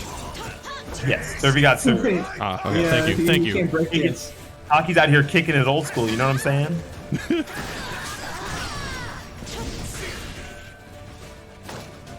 Oh boy. Speaking of kicking it old school, no, not a ring out. Bro, that's going to be so much damage. Really bad situation to be in for Arcgraves, and that's going to be a round for Slash Copy AI. Bring us to the final round of the set. Oh, but 3A is going to start off with a whiff. Arcgraves goes straight into the soul attack, and Slash Copy is going to return that with the soul charge activation.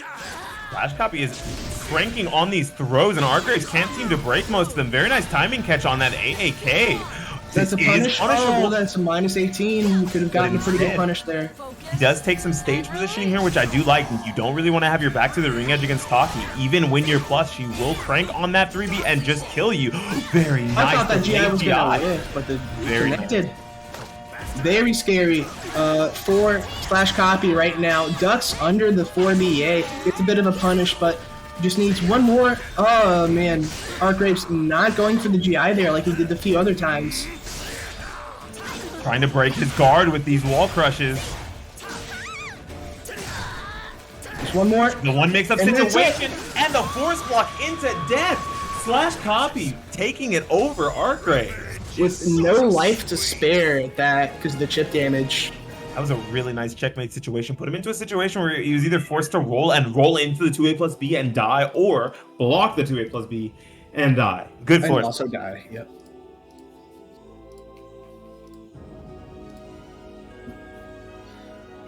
All right, very well played set by both players. I'm impressed. I was at the edge of my seat the entire time. Yeah, I do like the adjustments that Arcgrave started to make so that he wouldn't just immediately lose to button into backstep from /copy. /copy had to change his strategy a lot. It was a whole lot of adjustment on the side of both players, but once again, sometimes it's not even about the adjustment, it's about the clutch factor right at the end, just, you know, showing off that you can hold composure and just, you know, take it over your opponent. All right. So Sly, you unfortunately have to go fight your teammate off stream, and then I think by the time you're done with that, I think we'll have switched commentators. So I think you might be done for tonight on commentary. All right, that's fine. Yeah. I need to focus on tournament anyways. Well, it was a pleasure, Mr. SlyTiger, commentating with you. Yes, it was a pleasure commentating with you, especially since it actually worked this time. Yeah, last time except for that one game on my internet. Yeah. All right. Well, I'll see you guys later. Thank Bye-bye. you. Good luck. All right. So I'm gonna call that, and then I'm gonna call up for our next on stream. It's going to be Florida Man and Asionic. God, can I please get a nightmare mirror? Please let me get a nightmare mirror. It would be so sick. I don't expect it. It's wishful thinking. Okay. Yeah, I don't know. I mean, I guess it depends on how Florida's feeling. I don't think he's like. He's not against Chunk, doing it for fun. I can hop in for you if you want. Oh shit, you're here. Oh yeah, go for it. Oh. Wait, shit, wait, who, what? Oh wait, shit, you're Oh both here. shit. Oh, I thought I was just gonna do this one with Beanie. Unless Yeah, 'cause the you next just one is switch you. out. I go 0-2, but I'm not welcome on commentary anymore. Thanks. No, never said that. No, come back. Oh my god. Wow. Okay. Wow. You get dipped for a minute. you get hardcore esports, and then you start getting all whiny on us, bro. Bro, you Dude, that was listen. so I tried to be blue for one turn. I was like, hey, this guy's gonna statue block right now. I've conditioned him. I made him stop moving. And then I try it once and he fucking DPs me. And I'm just like, bruh, okay, this guy's brain is too powerful. He's the one Hawamaru I wasn't ready for. I'm like, actually, I'm not ready for any Hawamaru. Who plays that character? Florida Man. Three people. Florida Man It's about to be on stream. is about to be on stream. He Oh, better he's play. about to be on. See, look at that. Bam! Segways. All you need, just throw them in there. But no, for real, Just hop on the Segway. if you guys are vibing, I'm okay. Like, This is gonna be my last one, so you're in right after me. Don't you worry. No, Also- if you want to do the whole night, like, I'm dead serious. Like, if you're feeling it, like, do it, my dude. How you feeling about that Necro? I didn't hear that. I couldn't hear that. Do we Yeah, have the to- dual blast commentary. Are we gonna say Do Bub's we- last? How many times? How many? Oh my god. Do you want this? Is this what you want, Konmai? I Are think you ready? I think your time has come. I think I will think say it's time this. for the most biased sauce commentary of all If time. Sauceable's ever on screen, can we just put a Farabuchos game on and we'll just it'll be over. I do have to say, I really loved all the zoom-ins on. If you guys didn't actually watch NEC, I loved all the zoom-ins on Konmai's face. It was like the most beautiful part of the commentary. Yeah, I appreciate it. Anyway, you guys have fun. I'm gonna go sulk. Bro. Okay, maybe we can play games after. I don't want to work tomorrow. We love you, bro. Oh, for real? Yeah, I actually might need that Alright. because holy crap. Anyway, see you guys later. Have fun. All right, thanks. Later, Konmai. What? Dang, that was quick. Anyways, all the talking that just happened, now we're finally into the game. Look at that, Huang Gang versus Nightmare versus top one, you know. Okay.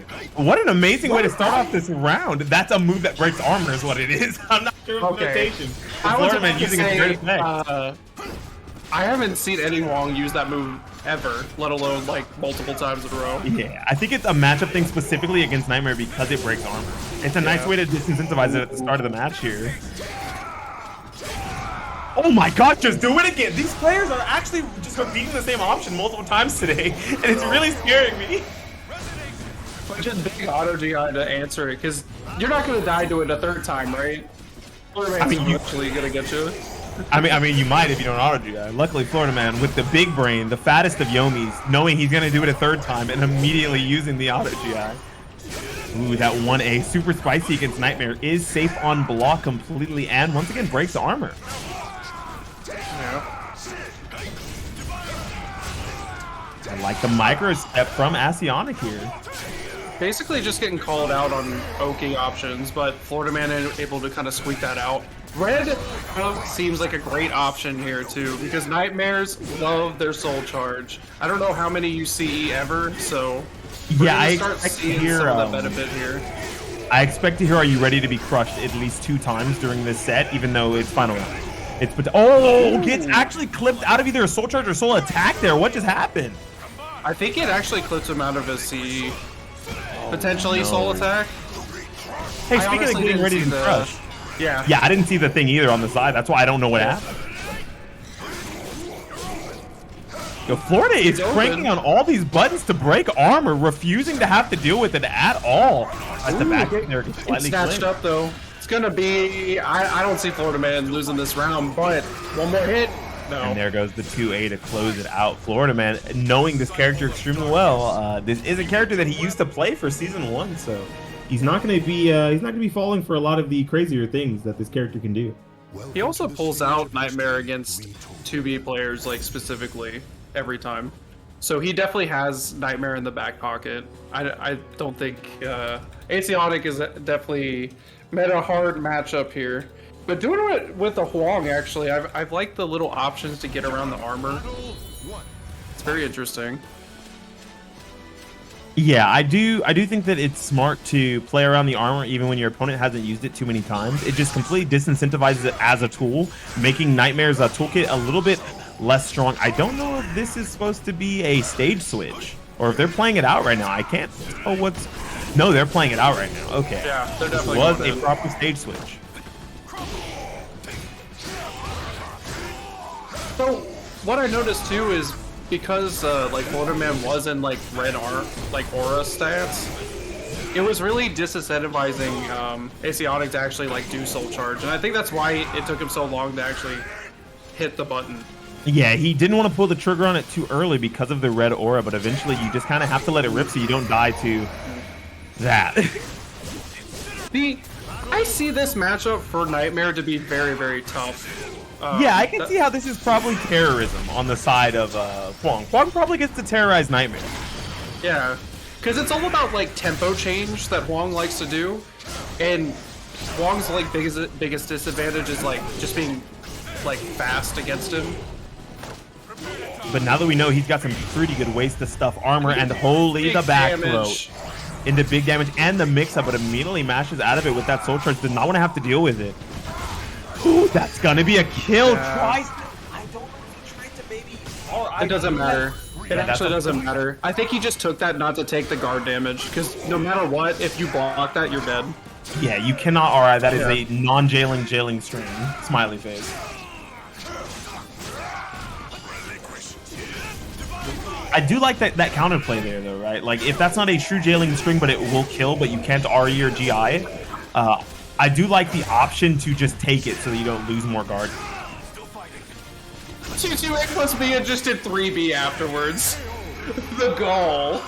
I think that like these players are on a Yomi on a different level that we can see. Like, it looks like they're just doing random shit, right? But we know that they know that they're not doing random. These guys are some of the best in the. What, are they both West? I mean, are they both West Coast? Yeah, Asionic's in SoCal. Oh, he's SoCal. Wow, they are both West Coast. Oh, he's dead. Oh, he's dead. That's only a -9 lethal hit too. I think that's when you should probably be worried about it the most, but there's so many other options. It's so hard to duck in at the ring edge, against any character. So even though he's not almost dead. Just keep that in mind. He's not like okay right now. Yeah, he's not okay. He's actually not okay. Yeah, -9 is not good against Nightmare because he's like, oh, you're dead. I'm sorry. I just sneezed. I think that may be the one thing that makes this matchup not too bad for Nightmare is just the usage of too many talismans puts you into a situation where Nightmare just kills you off one button, right? Nightmare just uses one of his crazy burst options that does half-life and you just die. Otherwise, you got Huang out here singing "I'm Not Okay" by My Chemical Romance sitting at less than half-life after one interaction. Oh no, for sure. I Are think you we're.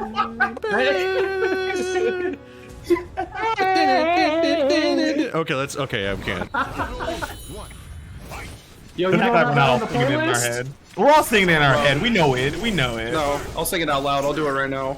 It'll be the best commentary you've ever heard. All right, boom. Very nice. Going ram already. Ooh, bopped him in the head though. The usage of these two A's to stuff anything on approach if it's too close. Asiatic not spacing out well and getting Florida Man getting huge damage. Let's go. Yeah, I like the 2A checks. Yeah, just start stuffing him out. You gotta get a little aggressive against Nightmare, right? Don't let him ever set the pace. Yeah, if Nightmare's setting the pace of the game, things like this happen where you're at half life off 2 interactions and he has Night Terror Charge. So the next interaction, you're just dead. 3 AGAs, 3 of them things. Just stay on the ground. DJ Khaled, another one. Oh my God. What in the... That's Yomi levels that we're just not used to. Once again, going for the duck right after that mix-up and gets rewarded handsomely there for it. I've just never seen someone go for the neck that hard. Yeah, he said, I like your cut, G. And Bro.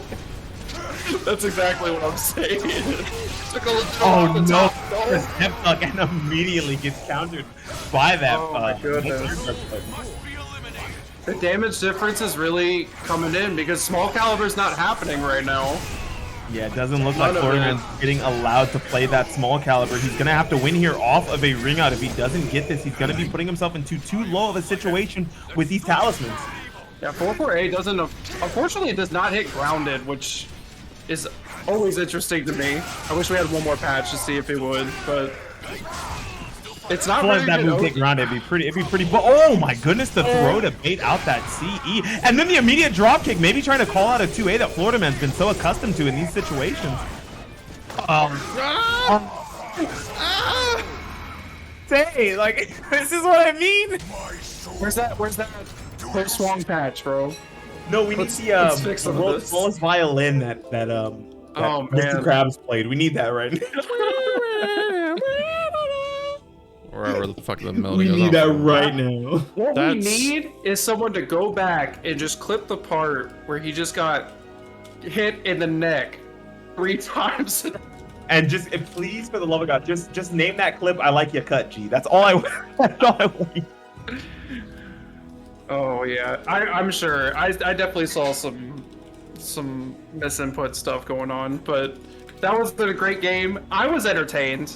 That's all I'm here for.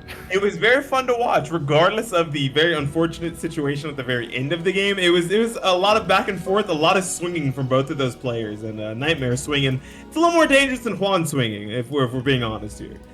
Oh yeah, definitely. But who do we have next, Chunk? It seems you are already putting some people in front of us to watch some more. Yeah, Beanie, this has been fantastic so far. So yeah, we're still on the winner's side. This is Nitty and Mr. Can. Oh, 2 characters that I love to watch. I think that this matchup is pretty heavily Solomon favorite. Actually, I don't think this is one of the characters that you have to worry about too hard when you're playing Zod. So I would like to know what you think about it as another Zods player.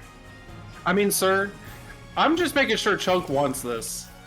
Because I have a good feeling we're going to differ a lot. We're going to differ a lot. It does. Honestly, this is going to happen. Just all right. So realize there is a second player in this game, though. Oh, for sure. And I'll talk about some Tira. I love me some Tira. I think this matchup is actually 50-50. Okay. Besides the fact that you can't do your normal like 6 BB traps because she could just backstep away out of it, which is super lame.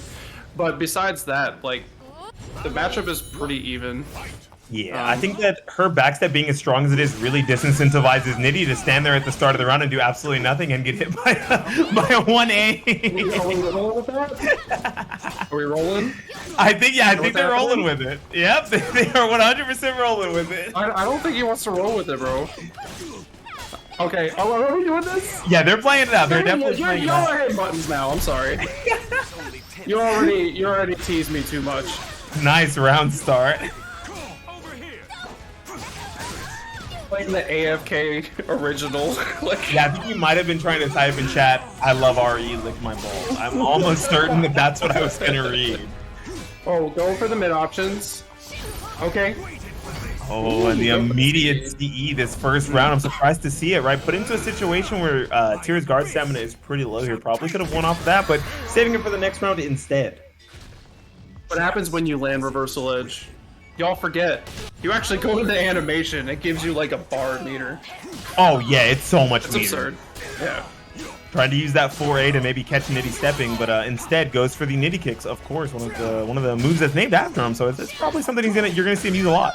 4A plus C.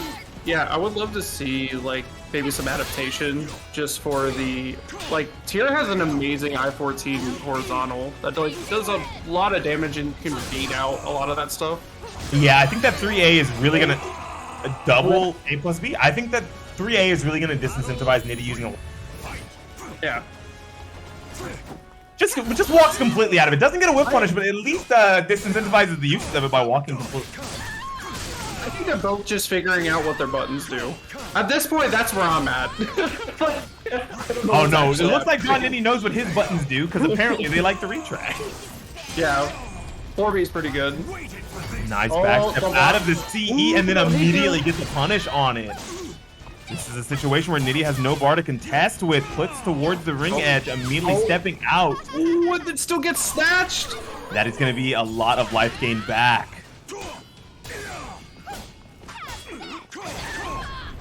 Oh, very What? Yeah, but he still gets around off of that 4-4B hold. I mean, that was amazing. Wow. I can't even, like... That's never happened to me in 3 years or however long we've been playing this game. I've seen it happen a few times. It's usually whenever someone uses a button that has tech step property. So I'm not sure if maybe he used 4B with Tira. I'm sorry, I don't know if that's 4B That or... was just odd. But Nitty's doing really well at working up the guard damage, and it seems that Tira's kind of working on the same thing here. I like that Ken is taking a lot of backsteps after his plus for him is just forcing Nitty to try to have to run after him or press a button to counterpoke him. There we go. Move just like that. That's usually one of the types of moves that will cause 3AK to randomly not work. Just sidestep 6A, it's okay. That's actually what happened. You're spitting. I'm just saying. You're spitting right now. Speaking of spitting, we're spitting out that soul charge, not allowing Nitty to get any more free pressure. But instead, right after, here comes the blender. Nice sidestep, the 4K. Jesus, so much damage. I don't think that this is death. It might be with that 6B plus. Yeah. Gosh. Let's go. So much damage. Love sounds, by the way. You may die Nah. See, I can't ask for it after that. I have to wait until he I'll loses tell the round. I've never been able to commentate with another Zaz player. This is my thing, right? There's so many times where it's like, why does this happen, like getting sidestepped on 6A, but then you do a combo like that, and then everyone's like, shut up. Yeah, just like that, right? That's all. It's equally absurd both ways. Now look at what Nitty did after his 3A was sidestepped. His 3A got sidestepped, and he's just like, yeah, I'm still winning. I'm Zaz. It's fine. Everything's fine. Yeah, it's like watching Bob Ross. He's just like, this happy little tree here. Don't worry, it wasn't an accident. Yep. It wasn't an accident. This is a happy little tree. We're gonna get 110 damage off of it, okay? Okay, friends? This is fair, right? This is how we play this game. Oh. I to be fair, I do think that a lot more horrid mids could be used in this matchup to kind of disincentivize Nitty from doing what he's doing, but It's up to the player to adjust. So until then, yeah, you're gonna get caught on a lot of these situations where you're trying to backstep, where you're trying to press a button as your opponent runs in at you. It looks as if Nitty's got a really good handle on the way that Mr. Ken plays. Yeah. Mr. Ken just needs to like realize that Nitty is going to press. There is never a moment. He is playing online. He is not here. Oh! Yes! There we go. That's what I like to see. Challenging. That thing is not real. And Can calls it out with the CE. He is in red guard gauge here, but at least he put himself on the board. No, you gotta challenge that stuff. Be reckless. If you're playing against Nitty, you gotta do it. You gotta match him. Yeah, Nitty will swing. Yeah. If, that's what he will do. 3AK. You gotta. Not again! It's plus 10. It's plus 10. So upset. It's plus 10. Stop. He just wants to break it. Okay. All right. I'm good. New round. Have you ever heard that song Mad World? That's what's happening right now. All around me are familiar faces. Worn out 3AKs. Worn out 3AK. I think he's actually dead. No, he's not, but he is into a situation here where he's got his back to the ring edge. That's Koda. Yeah, he's dead. So Mr. KK can definitely bring this back right here, right now. Even with the deficit of not 2 get the bars. punish. That was an AA. He was slightly too late to get a punish here. I like how patient he's playing, but he needs to swing a little bit more against a player like John Nitty. John Nitty has no problems mashing these buttons on you. And yeah, your guard's gonna get broken if you sit there for too long. Get some life back. Good challenge. Yeah, tries to use Nitty kicks there and immediately gets challenged. And there's the guard break. That should close it out. 2 curses. Oh no, does not go for the 4-6B first, but still looks under that somehow and uses a 4A to close it out. Nitty taking that 2-0 very clean. A little bit of flubs out of both players, but Please don't say there it. is still the lower bracket. Please don't say it. And Well, just Juniors? No. Or Bubs Sauce? Bubs Sauce? Ah, damn it. oh man, he even put 2 sticks of butter back in the fridge when he was done. That was I didn't need the mute. Yeah, well, so as a Zaz player, you probably understand this, but for the regular people out there, once you get to like red guard beater, you almost don't want to press CE, and you'll notice a lot of Zaz players don't, because we don't want to pop your guard gauge with CE because it's terrible. It's nowhere near as good as like 3AK or like 6BB. Yeah, I know you just read the chat too. I know. Me too. Okay, I can't. No, I'm gonna have to move on for that. Oh my god, man. We're gonna have to move on for that. Anyway, so this Matcherino, 19 codes remaining. 19 codes remaining. Oh no, I didn't have it. Cool. Exclamation Matcherino chant, like I just did, brings up the link. You can click, takes you to the Matcherino page. You can log in or create an account for free, super easy to do. And you can click that light blue claim coupon code button, which adds a free 30 cents to the prize pool. There are 19 of these codes remaining. 19. So if you have not done so, please go click on the Matcherino link, create or log into your account, click those claim code buttons, and we will add another 30 cents that will go to our top 3 players for tonight. Big shouts again to Happy Color for the 50, Marginal for the other 50, Great Dreamer for 10, and anyone else who's already used the codes or donated their own amount. Very, very, very much appreciated. Please use up those codes. They're free. They cost you nothing. So yeah. We got that. What else? I think. Oh, I got the next match coming up, but I have to see. I have to update the board. So let's see. Actually, let's look at the bracket. So we got. We're gonna see Zephykai and Asionic in winter semi, along with. Oh no. Oh man. Faramantris and John Nitty. That's gonna be spicy. We got a Zos Mirror, 2 players who play totally differently on the same character. You know, it was fated you're on tonight. Is this really happening? 4 Zos players, one broadcast, 4 Zos players. You can't write it differently. Okay. You can't write it better. This is how we gotta do it. I already know this. You play way more like Nitty, and I play way more like Faramantris, so let's just do it that way. I'll actually understand what Farabuttress is doing. I never know what is going on in Nitty's head when we're watching him play. So send it. I can describe to you what's in Nitty's head in 2 words. Send it. That's it. Send it and D's nuts. Oh yeah, those. Jeez. All right, cool. So I'm gonna bring up next. We're gonna go down the loser's side into 4. We're gonna get hentai saves and fire.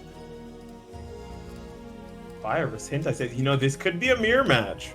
Hentai saves does play what, a 2B, no? Or does hentai saves play only Mitsuru? Hentai plays Grow Mitsu. Wong as well. So Wong. Okay. yeah. Maybe not anymore. Yeah. I mean, probably more Mitsurugi than anything. Welcome to the stage of history. Yeah, We'll it depends on how he's feeling or what I DM him in Discord. Do this. Do it now. I mean, sometimes literally. What am I feeling today? All right. Let me get calling these rest of these matches. How are you feeling after the high of watching NEC? Necro? I'm sad as fuck. Yeah. So, for me, if anyone cares, I had a wedding and honeymoon. So oh, that's fucking right. Congratulations, you bitch. I have already told you, Yeah. but congrats, bro. Welcome to the Yes. club. So I am eloped now to a wonderful person, and she loves me dearly, and hopefully we can go to Frosty Faustings and stuff. But anyway, I watched all the VODs and stuff, so I didn't get to watch any of it live, which made me super upset because it looked super dope. Like commentary was great, players were great, everybody was there, and I loved watching Rip City Outlaw, who is here very, very often, swinging, dude. He was playing his way Through the bracket. and like going through some cheeks, dude. Like he was doing really well. I applaud that man for sure. Also, congratulations Because, to him. He's now Dad City Outlaw. Yes, and it was And like you his got- birthday or something too. So like he got like trifecta. He's going ham. Yeah. All right. Anyway, here we go. So fire going with Hilda and hentai goat saves going with Geralt. Oh, that makes sense too. Yeah, Hentai Saves has a really nice Geralt. And He I has like at least that. a whole lot of 3K. Probably more of that. A lot of Quinn. Oh no, I meant from fire. Oh, gotcha. That makes more sense. A whole lot of 3K and charge 5A. I explain this matchup the same way every time, and people say that, wow, you know what you're talking about, and then we watch them use the 3K and charge 5A. Cool. What? Nani? Welcome to the Was that a stage of button history check? Retold. Was that meant to be a I was button check? really buttons are Buttons wrong. are wrong. Oh. I'll take a round loss. Okay, he'll take the round loss. Okay, yeah, we can do that. So yeah, we'll reset buttons. Yeah, we'll reset. Yeah, hentai can go a round up, and then we'll go from there. Well, at least he was fast to act. That's always really nice, right? After realizing his buttons were wrong, immediately, you know, taking the instead of playing it out, immediately goes Yes, into sir. character select. Oh, okay. Actually, hentai says he'll decline it. We're just gonna do fresh restart. No big deal. Oh, cool. You know, I love y'all. This is awesome. Yeah, the absolute honor, right? There's $100 and something dues on the line, and instead Yeah. of taking that, we're like, no, I want to beat you via skill. And you're fighting for a shirt, dude. You get a shirt too. It's pretty Okay, well dope. they've got to tear through someone else in the bracket a few times before they're gonna get I know, a shirt. but you can get Let's that talk shirt. about the dollar dues first. I'm gonna get that shirt. All right, Always so here we do it go. for the shirt. Take 2. All right. Oh, he's trying to give him the round. No, just Wait, go. are Just they- play it. Just play it. Just play it. Yep. Just play it. Just play. All right. Tap buttons. Go. All right, we're both swinging. There we go. A whole lot of mids coming out from both of these players, immediately showing off that you cannot duck in this matchup. Ooh, no punish on it, but does get the back throw while he's still in whiff recovery. That was kind of nuts, actually. Yeah, that was a really interesting interaction. I was expecting it just to be able to whiff clean after he missed that first vertical, but instead gets a throw. Slightly misspaced, and Hentai Saves takes advantage of it. Puts himself up a huge lead here in this first round. Okay. These backsteps are so clean. These like please tell me you don't see this. Hentai Saves going for He's barely getting out of range, and it's getting right outside of Hilda's range, which is crazy because you don't expect a character like Geralt to be able to get away from Hilda so easily. Very nice launch into the big damage. Here comes some Oki. You're not getting away from that on Wake Up. It's really nice knowledge to beat out the frames on that Quinn invulnerability as well. It was like right at the tail end of it. Yeah, towards the end of Quinn, you can actually press a button and beat it, but if you're hitting it in the middle or in the beginning, it will stuff you completely. Just like Thanksgiving turkey. Another whip from Fire. And Hentai Saves takes advantage of it with a CE, this time closing it out. Putting himself up 2-0 so far in this first game. And buffing up the signs, right? We gonna talk about that lethal hit? No. Yeah, I think he already has what? I think he already has 2 signs, no? Everything but Yrden. Yeah, the auto GI one. Yeah, he's already got 2. He needs 1 more sign to have a 3rd. It's surprising to see that he hasn't gotten a force push here. That is one of the 5 signs. Okay. Fire doing his best to run in and approach before he starts off his offense so that he cannot get whiff punished again. Ooh, nice auto GI. Good call out by Fire here. That was not using any meter. Do not underestimate. There it is. I will say that's really ambitious, putting yourself into like a 1 life situation you have just like that and then using it. Now he's got one of those lethal hits locked and loaded on deck. It doesn't even matter. I didn't even. Wow, that was so fast. He caught you sleeping. Also, like, man, it was like, I didn't need the free round. We're just gonna do this anyway. But there was a lot of talk over this weekend about how winning the first round is super advantageous in this game. And I thought that was actually like an interesting conversation because I've seen that throughout the history of this game. That's pretty true. That if you can win the first round or build the first bar of meter, usually you're in a pretty big advantageous situation. But for a character like Amy, it's a little different. You may not win the first round, but if you can get all 4 roses in the first round, even if it's a round lost, you're at a net even. Right? I think that was something that JJJ had mentioned, and I totally agree with him on that. Amy with full roses is just such a powerful character that even if you're a round behind, it's really strong. Definitely. Useless. I'll switch to Amy's good. Might just throw it off entirely. I do kind of like more of this counter pick in a way, because Geralt's trying to play fair and Amy doesn't like that, so I figure Amy would kind of excel in the matchup a little bit. Like, look at that. This is so much damage, and he's going for white first, not something that we usually see from most Amy players. White rose before red, what is going on? He wants the bigger damage and the longer auto GIs, does not care for the extra strings. That hurt. Yeah, I don't know who does White Rose, but we'll see. Fire, apparently. This is Is it a Geralt thing? We'll see. I'm not sure. I love to pick the brain on that one. Yeah, it might be a Geralt thing because of the fact that you get longer strings. He is gonna eventually go for purple anyway. Very nice catch on the backstep there. Hentai Saves putting himself up pretty far in this round. One more rose away. No. What? He does lose that round. 1 rose away from purple. Yeah, once Fire has purple, does he lose? I mean, if he loses after he gets purple, Hentai Saves won the tournament. He won. Yep. He did the minigame.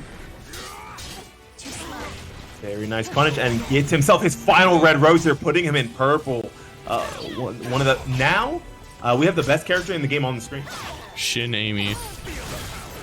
But the best character still loses to that auto GI. Very nice stuff from Hentai Saves, pushing him towards the ring edge, and now he has one of the lethal hits on deck in that 6-6 BB.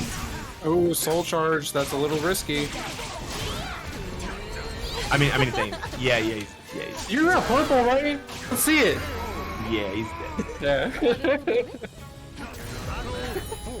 I mean, you think Mother watching you is bad? Imagine purple Amy CE. Purple Amy ready for CE this. is like 100 damage. I think that I'm gonna be real. I think that this is the fastest I've seen anyone ever get purple Rose Amy. Watch and learn. This is a speed run. Attack.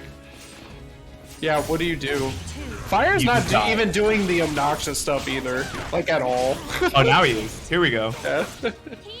And puts him back at the wall. Boom. Boom. Oh, you know what? I forgot the Soul Charge extension actually takes him off the wall. I think Hentai Saves just gave up this round.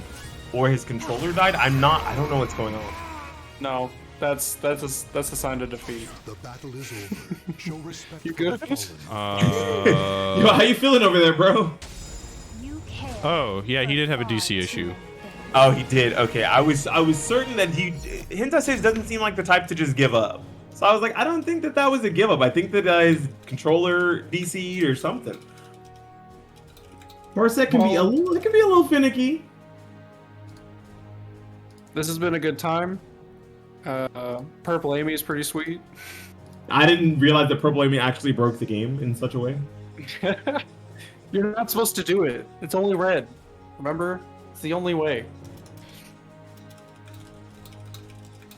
Yeah, apparently Purple Rose actually turns off Parsec for the other player. It's a hidden win condition with the character. The tragic He is for Okay, Parsec. okay, there we go. We're back into it. Yeah, Purple is for Parsec. Okay. We'll see if we see that Ooh, nice shenanigans counter again. poke, getting out of that offense, putting himself into a situation where he's no longer at the wall against Amy. Oh, misses on the low. It's Big huge punish. damage here, but Oh, instead that's a goes for a finish. reset there. Yeah. So predictable. All right, what Rose you think he's going for? You think he's going for white still? I don't know. Maybe that's just an RE right there. Oh, good Gwen. Only So I being think- at only one right Rose or any Rose in general. Why are you I going think for I have white? an. It's going I for think white. I think I have the reason. Once you get white, this is really next level, right? But once you get white, it's actually significantly more safe to go for red because off a lot of things that you go for red for, you're unsafe. But when you're going for white, it's easier. And then once you get white, you can build red safer. And once you do, now you have purple. So it just makes your win condition even stronger as Amy, even though maybe your game plan gets started a little bit later. You gotta get there first. And that's And what's it gonna looks like happen NJ right is now. not letting him get there so Yeah. far. Yeah, that first game where he played Amy, he got there pretty quickly, but it looks like Hentai Saves is playing around it pretty well here. And now you're behind on building up red, right? Not that's only I'm basically building up the- red, but I'm building a round lead because you can't be behind 2 rounds and then get Rose and come Yeah. back. I don't see it happening. Especially when you pop Soul Charge against Garrow, like you gotta be careful. 2 white roses, last round potentially for Fire here. Oh no, getting an off Rose stack, that's very unfortunate. He probably didn't want a red there, but he used it as a punish so that he could get some damage in. He's gonna need to get one of his 2 roses here. If not, this is gonna be a wash completely. Here we go, finally getting the last white rose. And he's gonna be able to put himself into a situation where he gets a red one for free right here. Is he gonna go for it? Should be No, dead. instead closes out the round. Finishing out the rounds. Now Fire can bring this back. It is definitely doable.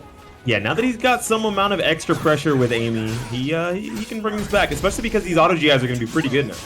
Ooh, good sidestep. Even better combo. Oh, okay, he was trying to catch the tech.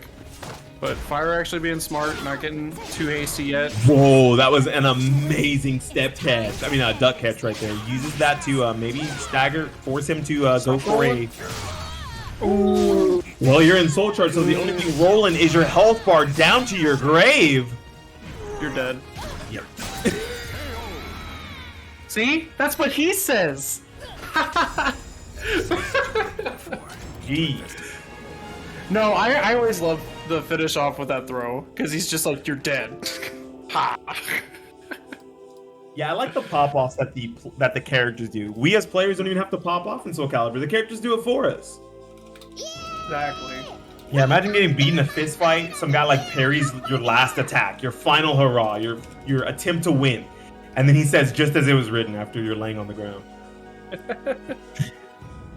Or ignorance is lamentable. That's like my favorite line from this whole game. Free. Not enjoy your treat with the stomp? Yeah. Because it's like a next level, you're dumb joke. They're like, what do you mean by that? Don't worry about it, you're knocked out. So because Zosalamel's like father time, ignorance is only based on not having enough time to learn everything, right? So he's basically telling you that not knowing something is just not a good excuse because like you just don't have enough time. So what you're saying is Zos actually tells the opponent, learn the matchup. Yes. IRL, he says, learn the matchup. Dude, that's what I'm saying. Oh yeah, don't forget December 11th in Seattle, the View Lounge. What are they calling? Bonus round. Yeah, bonus round GG is holding it's I guess it's really basically just like their weekly local with like there's a first to 10 money match for Tekken going on before, but then chapter up in PNW has also sort of organized a special secret fun stuff for the SoulCalibur bracket, and there's a secret Santa who I've been told is going to be wearing Jordans that will be playing SoulCalibur at the event, and there'll be some extra prize money. Yeah, it's pretty baller. Extra prize money for anyone who can beat this secret Santa. But if my knowledge is correct, and the Santa is who I think it is, good fucking luck. Look, I'm going with my guess still that it's skill and good luck. That's still my guess. Like this motherfucker may or may not be going off hype after winning the fucking Red Bull Kumite. In that case, I mean, he's literally just going to ascend to the astral plane. Like he's just going to. That man scares me. Like he seems really nice and really great, but that man is so good at fucking some of these fighting games. It fucking scares me. So I don't know. We'll see. It could be someone else. I don't know.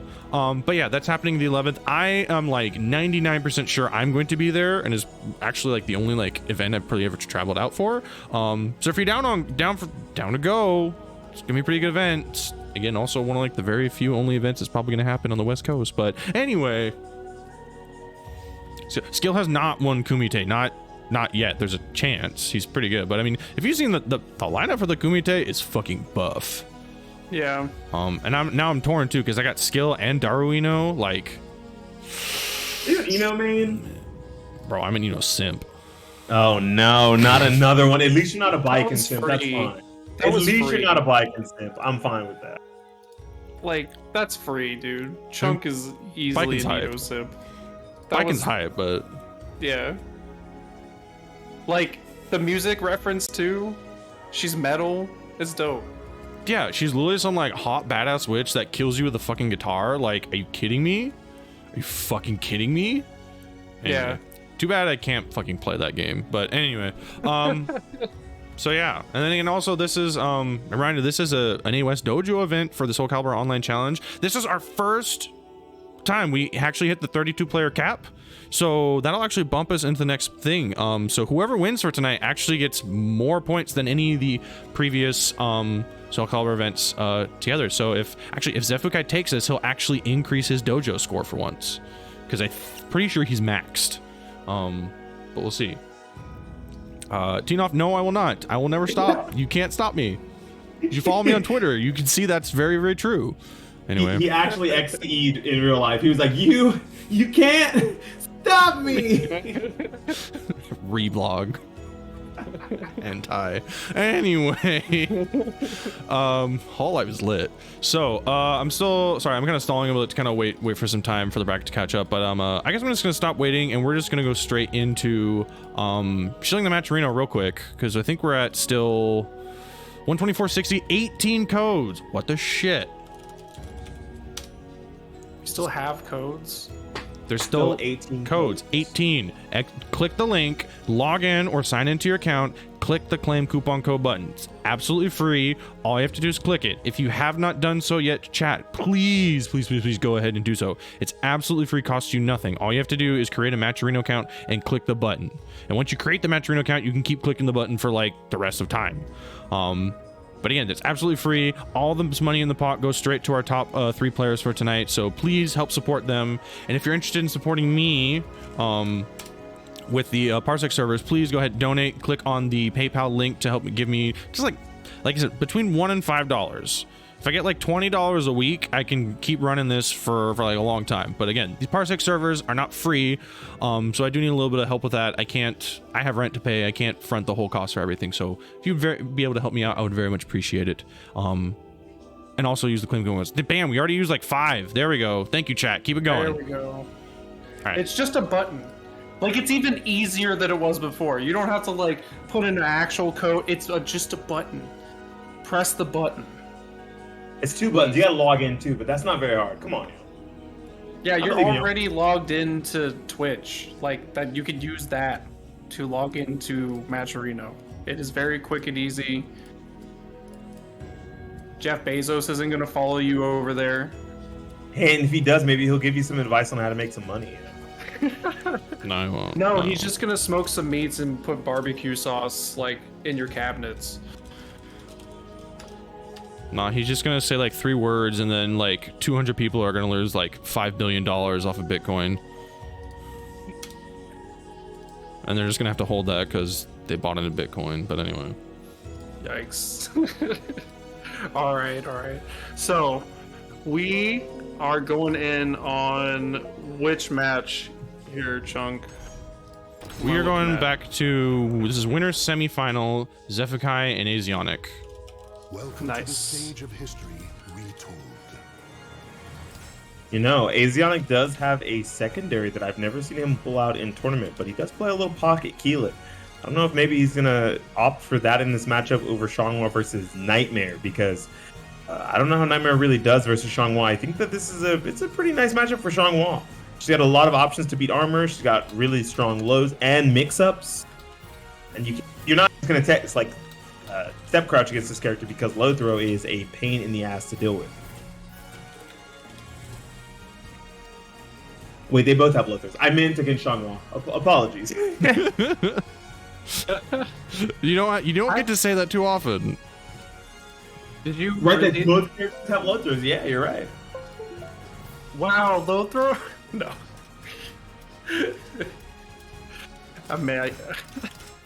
Amazing. Alright. Who are we gonna see then? I'm sure it's just Nightmare, right? I'm expecting to see Nightmare as well, but he might pull out a random secondary. I'm not sure. If you're talking Keelik, I mean, I wouldn't do that against Zeph.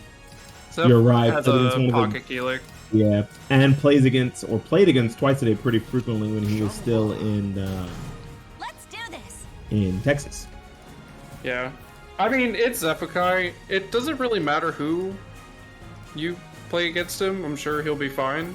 So we're going to see some tech. We're going to see some nice How I Met Your Mother sequences. Like, it's going to be a good time.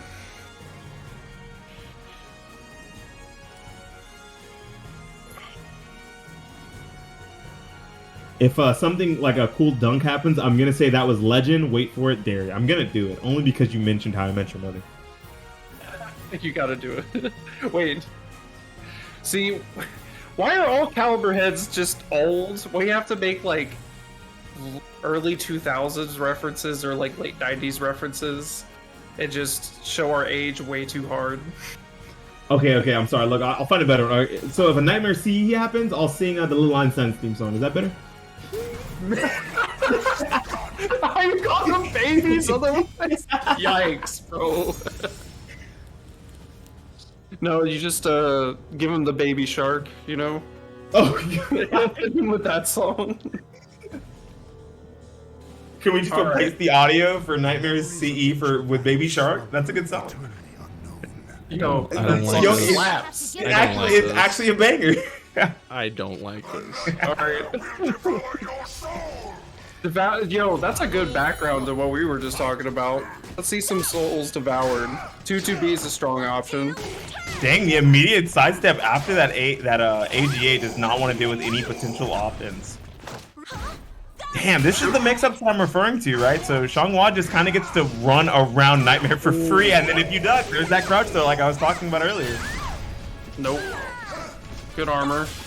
3K not gonna hit while she's grounded. What?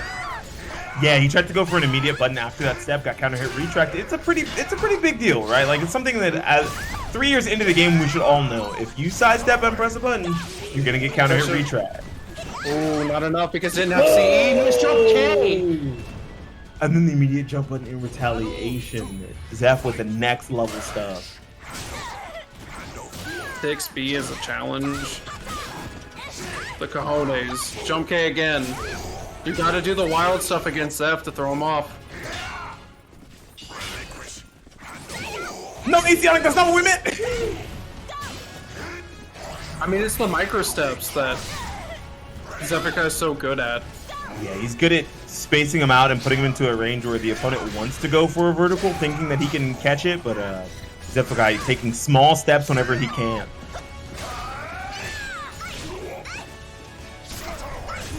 Okay. There we go. That is a punish on the bubble. It is -14. Immediately goes to the dash. It's CE for his trouble. Zephica up 2 rounds so far. In guts should be taking him down.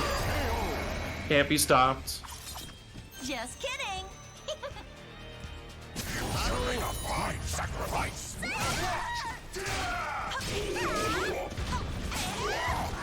Asionic is definitely getting nice straight hits, but not really getting enough to really make Zephica do stuff. That just hit.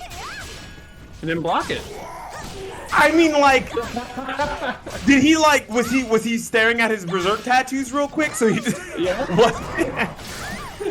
Ooh, catch him with a tech trap though. Ooh, calling him It's out. gonna be big damage, but it's not gonna be death. No, not from that range. From that range, you do not get a free punish. You have to have it toward the wall or ring edge. Yes, sir. And then immediately calls up the DI. That'd be pretty buff. Back that far. That'd be pretty buff if you could do it anywhere on the screen. Yeah, just anywhere. Just do it. Oh, and there's beat out the armor. Yep. Full charge 3K does completely beat out armor. Does more than enough damage at 26, 27. It's a good move. Zeph uses it a lot.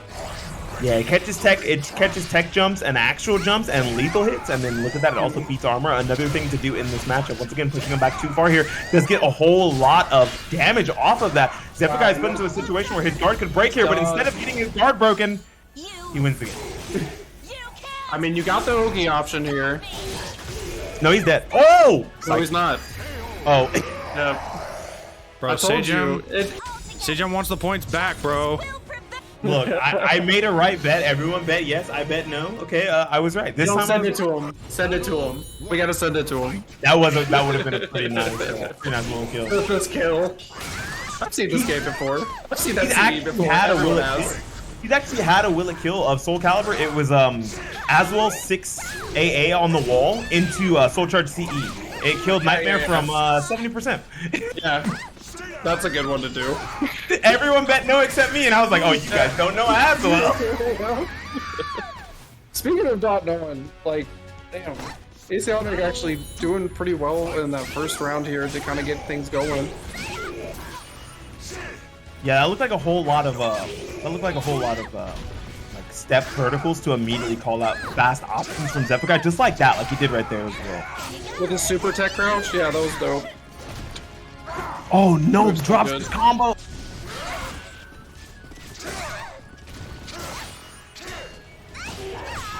Ooh, calling out the options here. And this is what's going to be really tough. You can't really kind of do the normal Grimstride. Yeah, Grimstride mix does not work on Xianghua. It doesn't work on a lot of characters, but specifically Xianghua has a lot of good ways to call it out with a very fast AA, nice counter hit tools like 6BB. It's pretty scary. Just CE exists. Oh, true, yeah. Look, I already have PTSD from the last two, right? Let's not mention CE until it actually happens. Speaking of, it might here soon, so I should. You blocked a 2K. I was expecting it. Yeah. Speaking of CEs, anyways, how you doing tonight? So you got this? No, he's not. Told you. Look, I'm down. Like it's fine. It's fine. Come on, okay. I missed one. It's like the same exact health too, where he's just tiny pixel, and I'm like, he's not dead. I've seen that CE too much. If it's on counter hit, he was dead. But because it was the fact that it was just a whip punish, which is the way that Zephyrkai likes to use them the best. Really Dang, using these B plus Ks to get in against this AGA. That's a matchup thing that I haven't seen too many people do. Does not commit for the full string once again, getting away with murder here. Scoop him up. Speaking of scoop. Well, definitely gonna scale pretty hard off just he's not even close to this. Is not just a Noki situation. He actually needs 2 interactions. Yeah. Here's Soul Charge.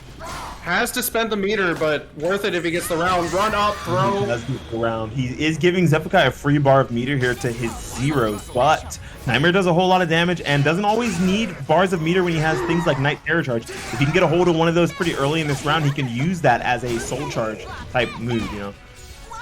Very nice block. But not big damage off the whip GI, but getting really good at these while rising Bs off that. Sonic trying to run away, get a little bit of space here. Zephyrkai not giving it to him, putting himself into a situation where if he does one thing, he does win the round here. Ooh, Don't go for a throw. Ooh, and speaking of throws, yeah. You know, I'm really glad that at least his throw did not get whip punished with the CE. It was unfortunate because Asionic was that close to getting like that final nail. But how do you play small caliber against Chunghwa without like having an I-12 or a lot of things? It's hard. And especially with a character like Nightmare where all of his small caliber buttons except outside of like 3K are actually CE punishable anyway. Yeah. You're either so every time Asionic was like winning rounds was because it was like large callouts to big damage. It's never gonna be, oh, we're at 2 pixels each and I gotta step and move and hit one button to finish you off. Like it's always gonna be in Zeph's favor in that situation, unfortunately.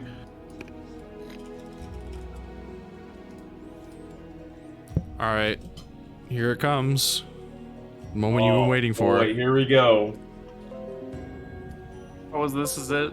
Yeah, I hope to see a full like slobber knocker. I hope that both of them are just swinging at each other and we're wrong. Like that they're not going to play in the styles that we expect. Welcome to the stage of history retold.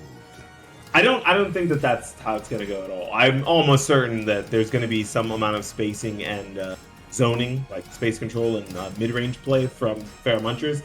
And Nitty's going to want to be in range 0. I don't know. I think it's what you were saying. So Pharomontress is the orangutan, and Nitty's the full silverback. Yeah, so there's like monkey with long arms versus monkey with very short reach who just wants to be like right in your face. Orangutans they're defensive. They wait. They're smart about it. That's what I'm saying, bro. Like, yeah, but at the end of the day, you know what I'm saying? But at the end of the day, if he needs to go 8, it's gonna happen. So let's see. Oh yeah, let's see these buttons fly. We know which one Nitty is. Nitty is the one without the hood on. Yeah, he goes for the default 4 for sure. I do like the immediate RE to get out of that situation. Oh, that's gonna be good for Pharomontress. Tons of meter here. Big boy damage. I like that. Ooh, and a lot of guard damage too. Oh, nice sidestep out of the 3AB. Pharomontress knowing all the counterplay to his character of doesn't get a sidestep in.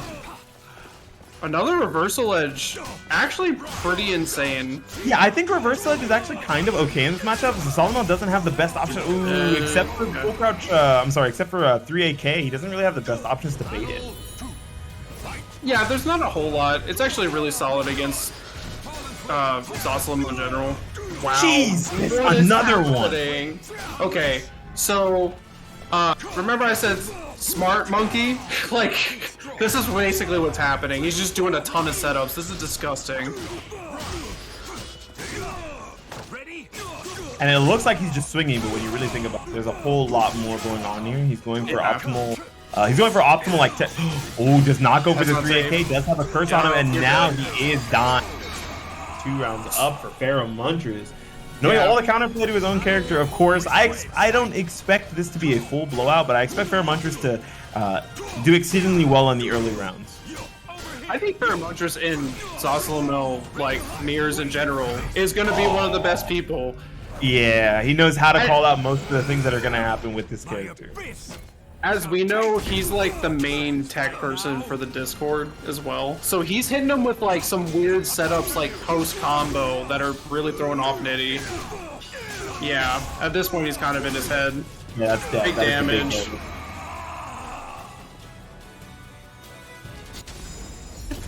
I do like Nitty's insistence to still not spin meter if he would rather die with it. Wait, shoot, I missed it. Who won? Fairmuncher's got that first game. Very nice. Full crouch 3K. Very interesting. I'm not delayed. Yeah, I'm surprised that full crouch 3K did not get clipped by the 3A there. I mean, by the 3K there. Okay, 2 curses. What are you gonna do with it? 3AK. Catching him with the 3As. I like what Fairmuncher is going for there. Yeah, that's not gonna be good. I like what Fairmuncher went for there. Ron Tryhard actually pointed this out. 3A is actually, there's a soft way to never die, like from reverse ring out. So that's all he did. If Yeah, he just did the whole block. Yeah. If you walk like upwards, you'll just get tapped forward. So he's just getting out of it or punishing for free. And Nitty likes to use 3A a lot. Yeah, the 3A string is something that Solomos really like to mix up, but Fairmuncher's, of course, knowing the counterplay pretty well here. What I was pointing out earlier is Nitty really likes 3AB, just regular 3AB on hit, and it's only +1. And Fairmuncher's is calling that out very well. Nitty going for a lot of big options after and immediately just counter poking with smaller things. Nice stuff from Nitty to call out that. Yeah, especially because he had no curse on him. That was nice stuff. Yes, sir. Hit with the highs. 2A+B. Oh, don't challenge that. Okay. Oh, he's just. Oh, tries to go for a delayed button on that sidestep there and he gets clipped. Fairmuncher's getting huge damage.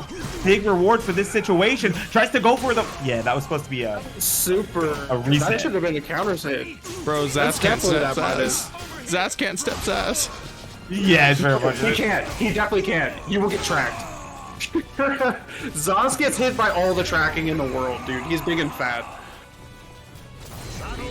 Even though he's not. He's probably like, maybe like 3% body fat, dude.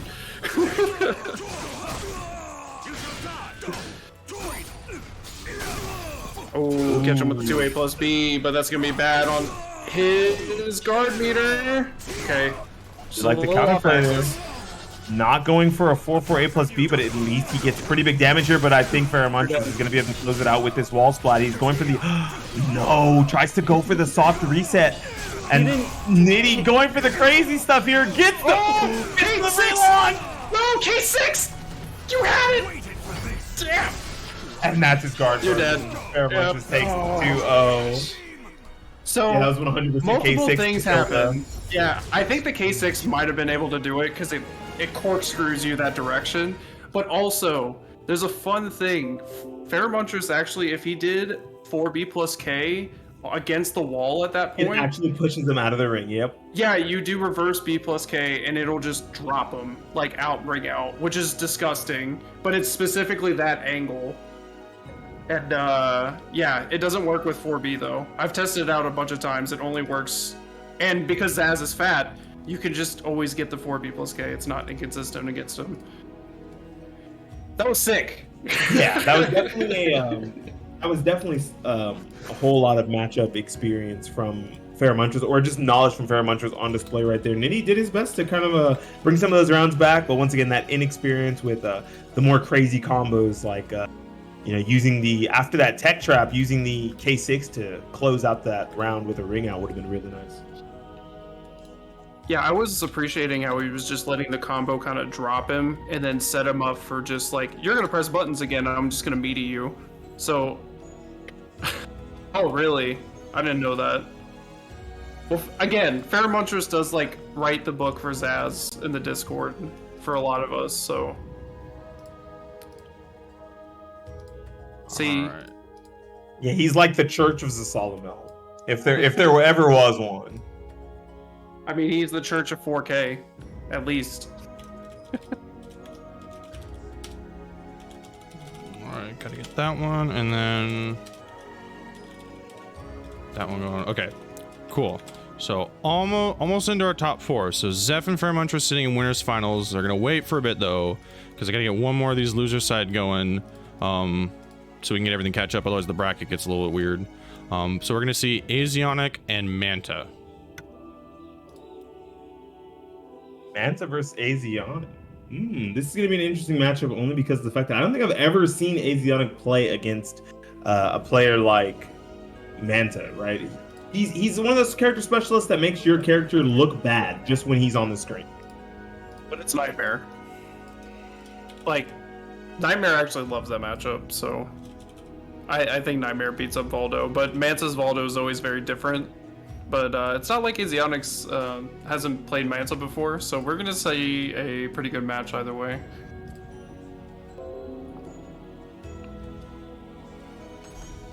Now, the main thing I'm hoping for is just not a giant, like a really close contained stage that has 0 walls.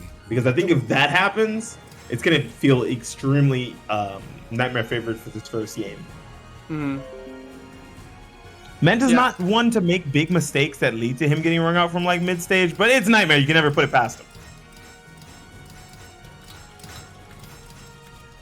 Well, this matchup's, every time I've seen it, low throw becomes obviously just very good against Valdo, so it forces Manta to not use just Manta Scroll as much.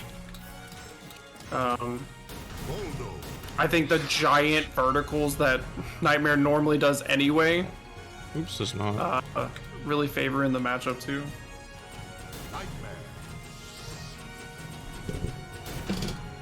Your nightmare has begun. See what stage we get. I think this is going to be one of the bigger determining factors. I'm kind of scared.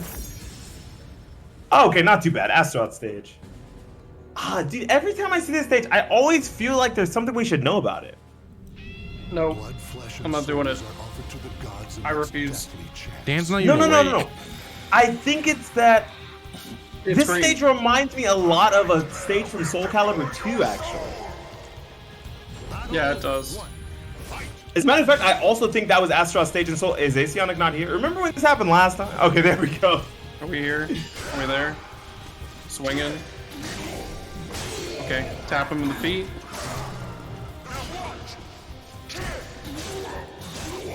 Just trying to figure each other out right now, but Manta's getting the better chips in.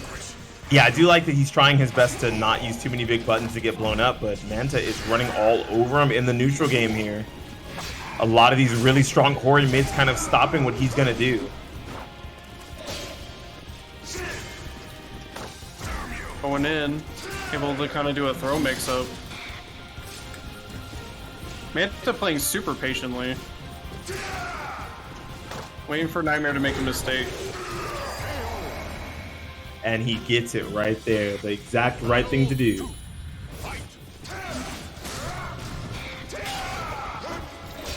Ooh, very nice sidestep on that 3K, but does not get his 6-6B as a punish.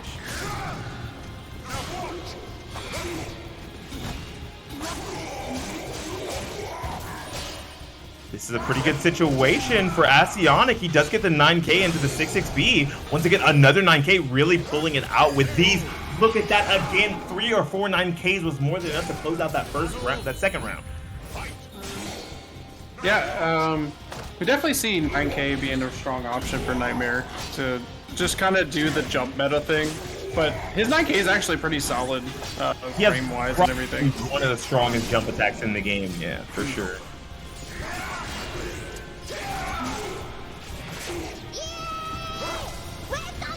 I do like that Nkindu is, I do like that Manta is doing his best to try to play around this armor by using all the lows, but Asionic is doing his best. Oh my gosh! Jesus, okay. Did anyone else see that wall? Oh. It's there. It did a lot of damage. Wow. Yikes, dude. That's huge. Yeah, that is, okay, when people say that Nightmare damage is too much, I think that that's what they're referring to. Yep. That exact situation right there. There's not many walls in this stage, but he found them. Yeah, so every other stage, I'm not going to make the joke, right? But every other round, the walls move, right? So in a situation like that, and I'm not trying to do the meme, in a situation like that where the walls are in the corner, Nightmare gets that even easier. Yeah. Right? In this straight walls version, he's not gonna be able to do something that crazy because the wall angle could mess him up. That was just disgusting. Speaking of disgusting, what was that wall splat angle? It looked like you're supposed to splat. They just like, I'm here. Gets the wall.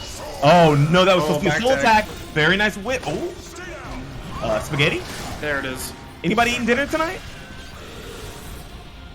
Manta's trying. I did have pasta. Ooh, hit him. Hit him with the Yototo. Oh, that was an amazing counterplay. Nice backstep of that move using the stance. Oh, watch your guard though. Big swinging. Oh. That is going to be a lot of damage off of this throw here. This Big damage. is You got to make this count. This is probably going to be a guard crush in this. Oh, nice. Yo, we're pushing for that online low. Jeez, he went for the 1B. Does that guard break? Doesn't his It does. It does indeed guard break. Yeah. I thought so. Yeah, that was a huge checkbait situation. Manta was basically done right there. Yeah, I'm not sure if he can roll that because how thick that vertical is. Yeah, that was kind of disgusting. Too much damage to get off of that there. What kind of conditioning was that? I didn't see that coming at all. Does not get the punish slightly too far. Nightmare Bubble is actually really hard for a lot of characters to punish.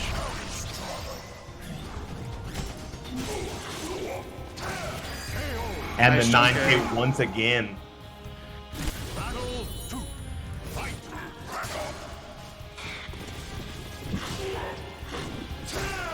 Okay. Very solid call out. The huge damage pushes them towards the wall here with the plus frames. Yeah, Manta doesn't really get to do his normal stuff. He seems like he's almost flustered or like forced to attack a lot of the time. Oh, good lethal hit though. Yeah, I think his game plan severely changes whenever a character has armor like this, right? And it's not just like straight armor where you can just double hit it. And Voldo's pretty good. He's got a lot of good double hits. It's armor where if you only get one hit, you actually trigger the armor and give him Night Terror Charge, which is not something you want in this matchup. You don't want Nightmare to get even bigger damage when he's already pretty good on damage as it stands. Well, like I was saying, he was kind of forcing Manta to not use Manta Scroll that much, and just now, like the last round that he won, and this round, he's used a ton of it this time. Yeah, So he may have started to get his offense started by using a lot of these 2As and like Hori mids that he's using are disincentivizing him from ducking. And that's a ring. Oh, yeah. But he is near the wall. This is going to be the damage. Pop, pop. Instead of going for the big damage, he goes for the plus frames. He did no. a ton of chip damage. Is this death? That is death. Okay. I thought he missed the second hump, so I was like, did that kill? Do the humpty hump. I had to say it. I'm sorry. Right. Ooh, snatch him up. The Super Freak still getting called out there.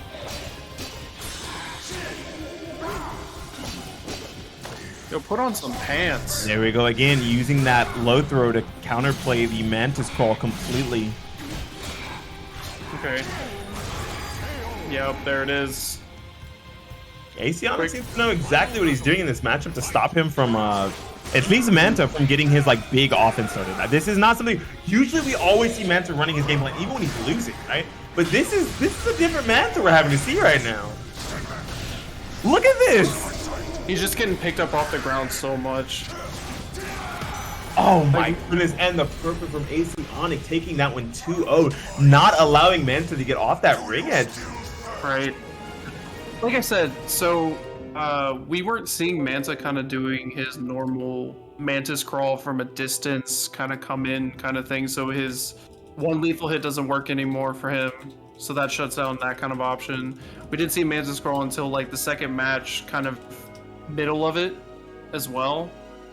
I just think the matchup is pretty tough, and you can see just from how Manta normally plays. Definitely check out any Wednesday night fights. Manta's a fantastic player, but he looked like he wasn't doing his normal Manta self things that he normally does.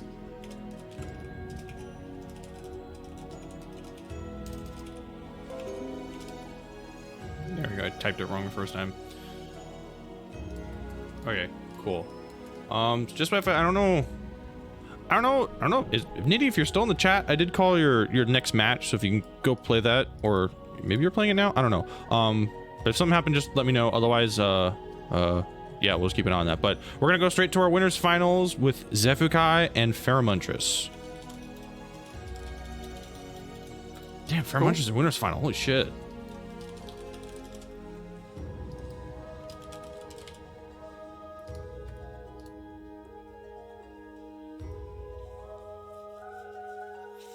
All right.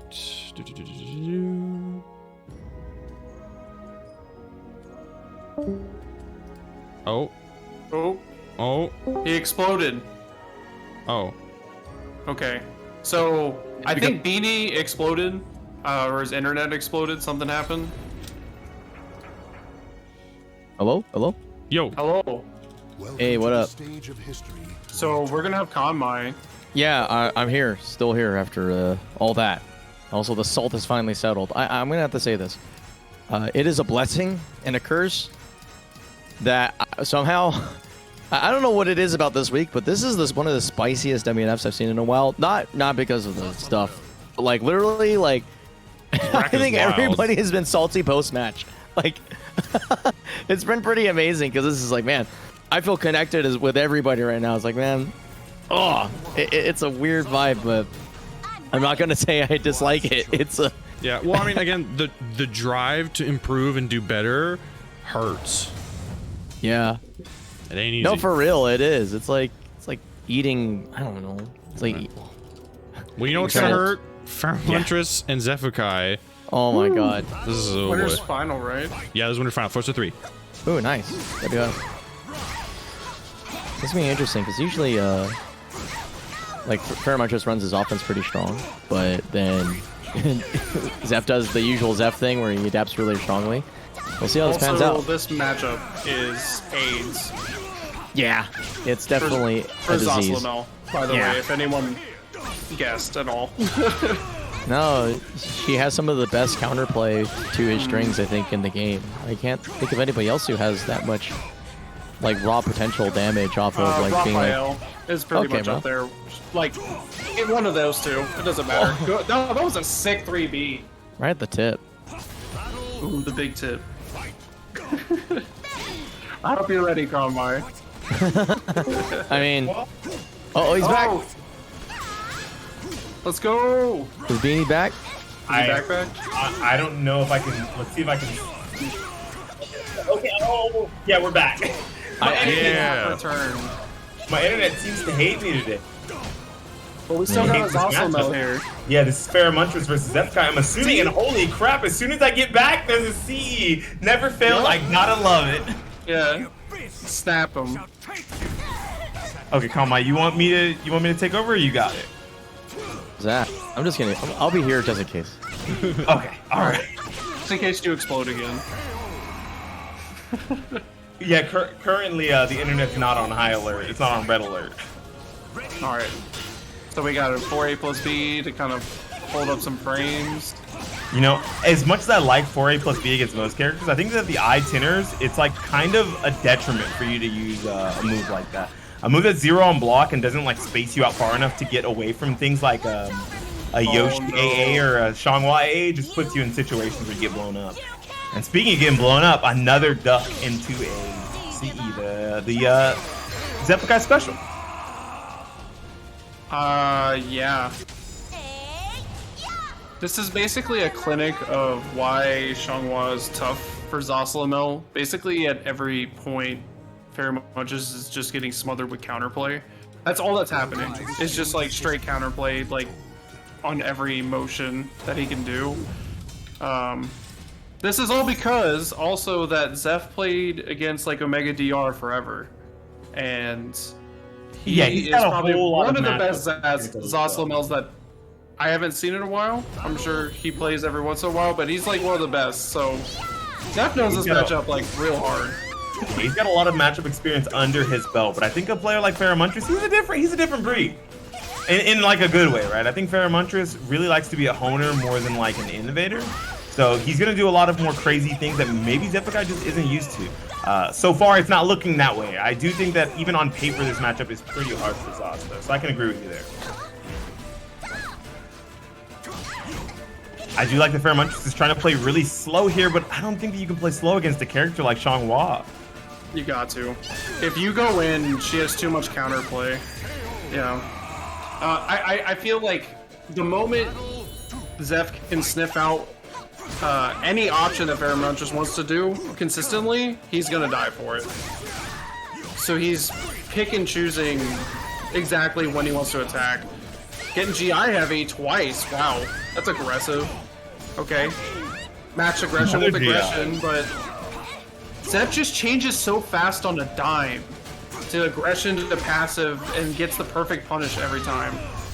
Just like that, using that those minus frames to secure himself possibly a ring out here.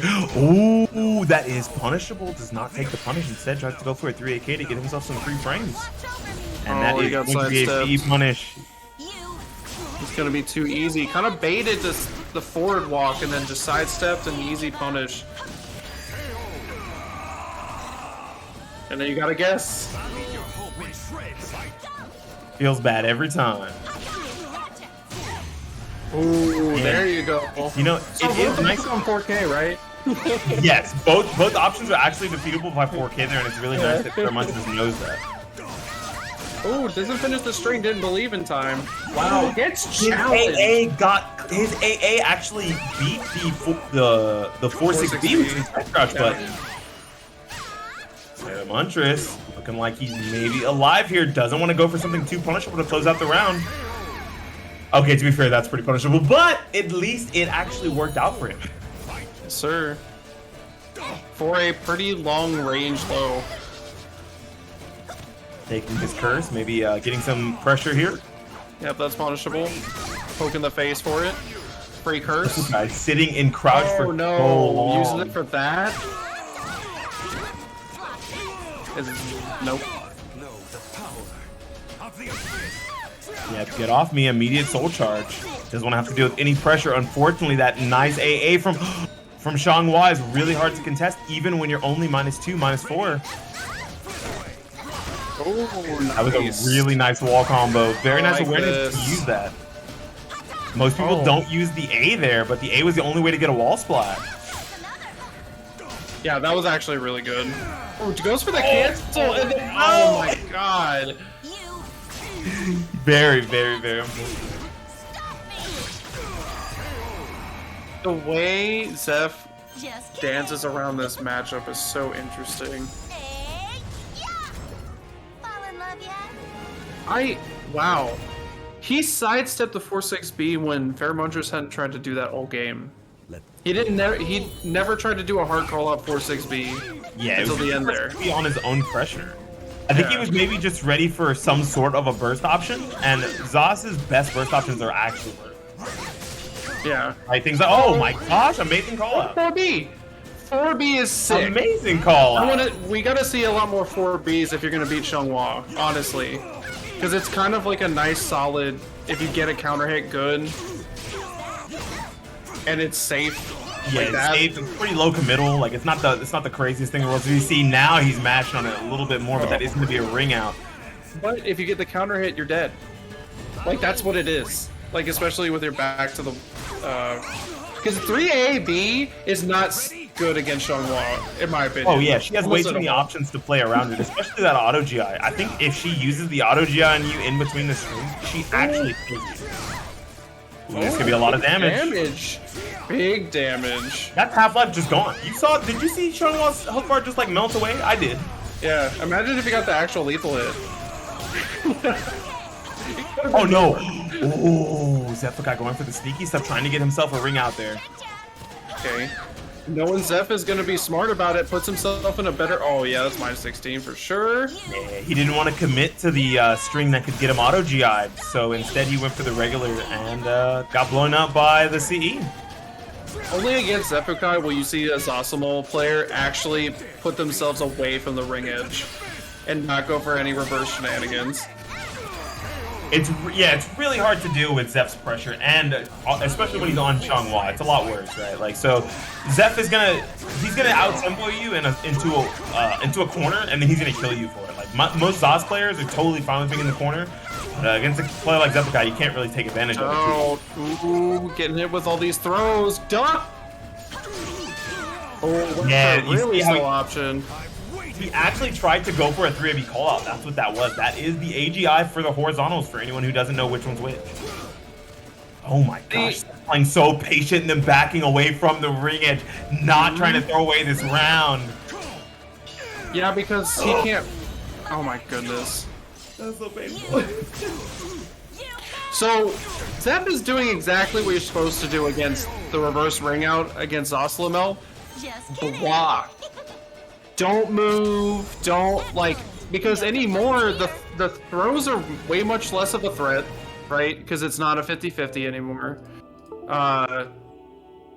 And if you block any of it, some of it's so punishable you just win anyway, or you knock them off the ledge, like... We're years into this game now where Zoslamel doesn't get any more cheese. Yeah, a lot of his counterplays, a lot of his strings have counterplay now, and it's real counterplay that's been labbed out by with a lot of the cast.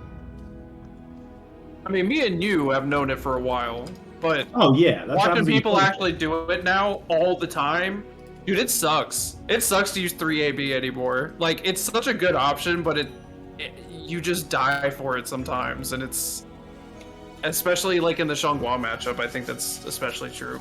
Yeah, any character that has an AGI that can, an AGI or a fast option, they can throw in between that string, right? So if you do the full string, they can punish it with an I-12, I-14, I-16, and any vertical AGI that they can throw in between there to disrupt it.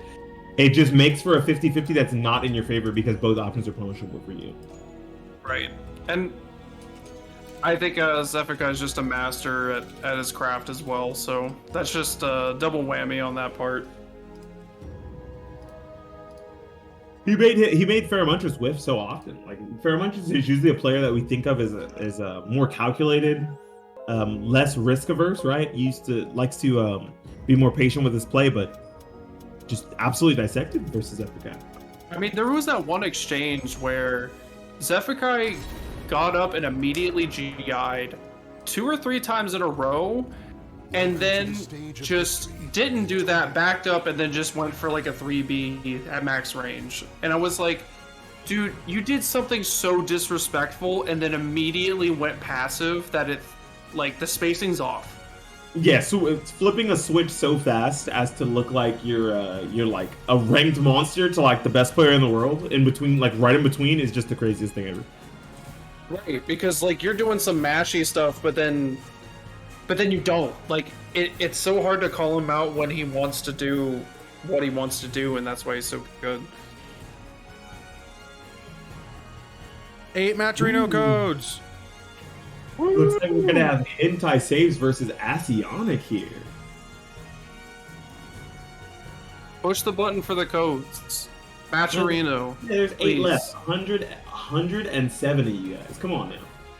8 codes? 8 codes. It is just a button. Why? Just you guys love pressing buttons. Don't front.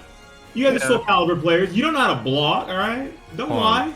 Mash that button. I just came That's across... why they call it a hitbox. So you can press the button as hard as you can. I just came across a Twitter post that's screenshots from Lord of the Rings, but there's guns photoshopped into their hands. That's pretty sick. So there's just a picture of Gandalf holding an AK-47. Can you put that in chat later? I have to see that. Is it Amazon's version? Is that what we're getting? Later? What do you mean right fucking now? Oh shit. I'm watching. I'm waiting. Oh. It's so much funnier than I was expecting. This is something. Work?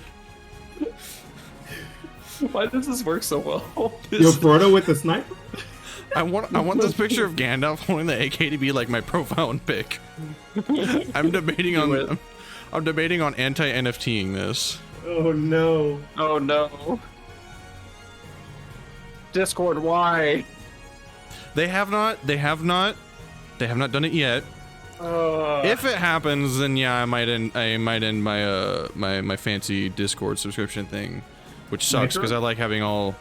Oh, I don't think I have Nitro because I did the subscription before it was Nitro, and I don't know. I have to double check, but yeah. But yeah, if they do it, then I'm gonna be very sad, and I don't know. We'll see what happens, but yeah, this picture of Gandalf with the gun is a mood. I'm definitely a Frodo. Anyway, where the hell are our players? Oh.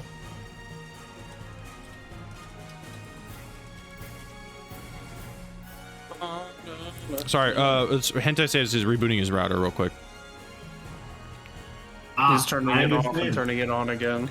I understand. I had to do the same thing.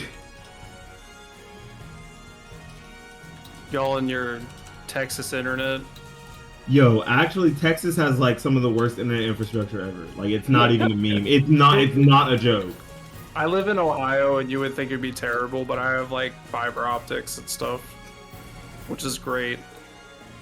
And then I go and like play Floater Man in this game, and he's like, "Your internet sucks, dude." I'm like, "Dude, my internet's amazing." You're like, no, look, man. I'm 1K up, 1K down, bro. 1K up, 1K down. Fuck for real. Like, I've got some sick internet, but like, bro, I don't know what it is, but there's something about those cables and through those mountains around that area of the U.S. that just screws everything up for them. Yeah. And so that's why I'm so glad again we can have Parsec and they can actually like basically compete. Yes. At least this is doable. It is functional. Like, you can actually not feel bad about playing it. That's the best part.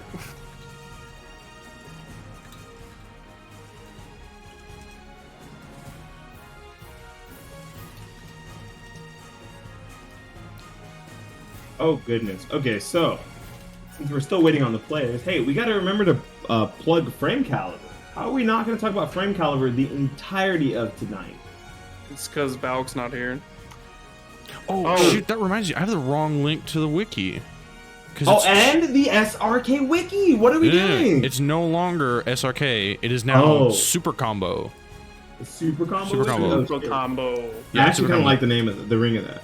Yeah, but again, there's a small truth there, but yeah, it's again having a wiki that has all the frame data and a lot of good, decent resources for all the characters. I think is very super important to maintaining this game. So if you haven't used it or checked it out, I definitely think you should, and even help support it. And if you are good or know anything about HTML formatting, they are looking for some help updating and fixing some things. So, yeah.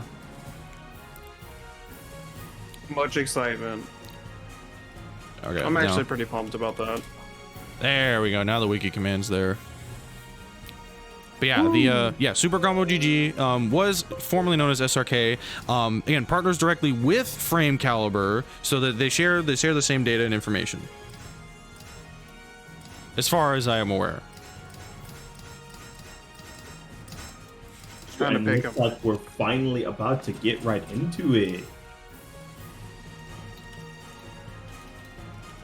I'm just excited that like we've been seeing some offline content in general. A bunch of people have been showing up to some of the tournaments. I know CEO's happening too. I don't know if anyone's going to that too. I don't think the CEO is actually having SoulCalibur. Oh, CEO is not. CEO is not. Some people don't like our game. I totally forgot that, dude. Oh my god. To be fair, look, that's an F for us, okay? But there's also another big F in the room next year for Mortal Kombat 11 at Texas Showdown. They didn't make it, and I have friends who are very upset that we did. So get bodied, NRS players. Correct. Get absolutely demolished. They're like, our game's so popular, and I'm like, are you sure? It's because they got actual confirmation that they're done. Oh, sure. Anyways, I don't want to go to Florida anyway. Fair. Screw Daytona. I've never been somewhere where like people have been so rude. Oh, does not get a punish on that bubble. That is -14. We got to remember that. Oh, he's alive. It's fine. It's not soul charge. He's alive.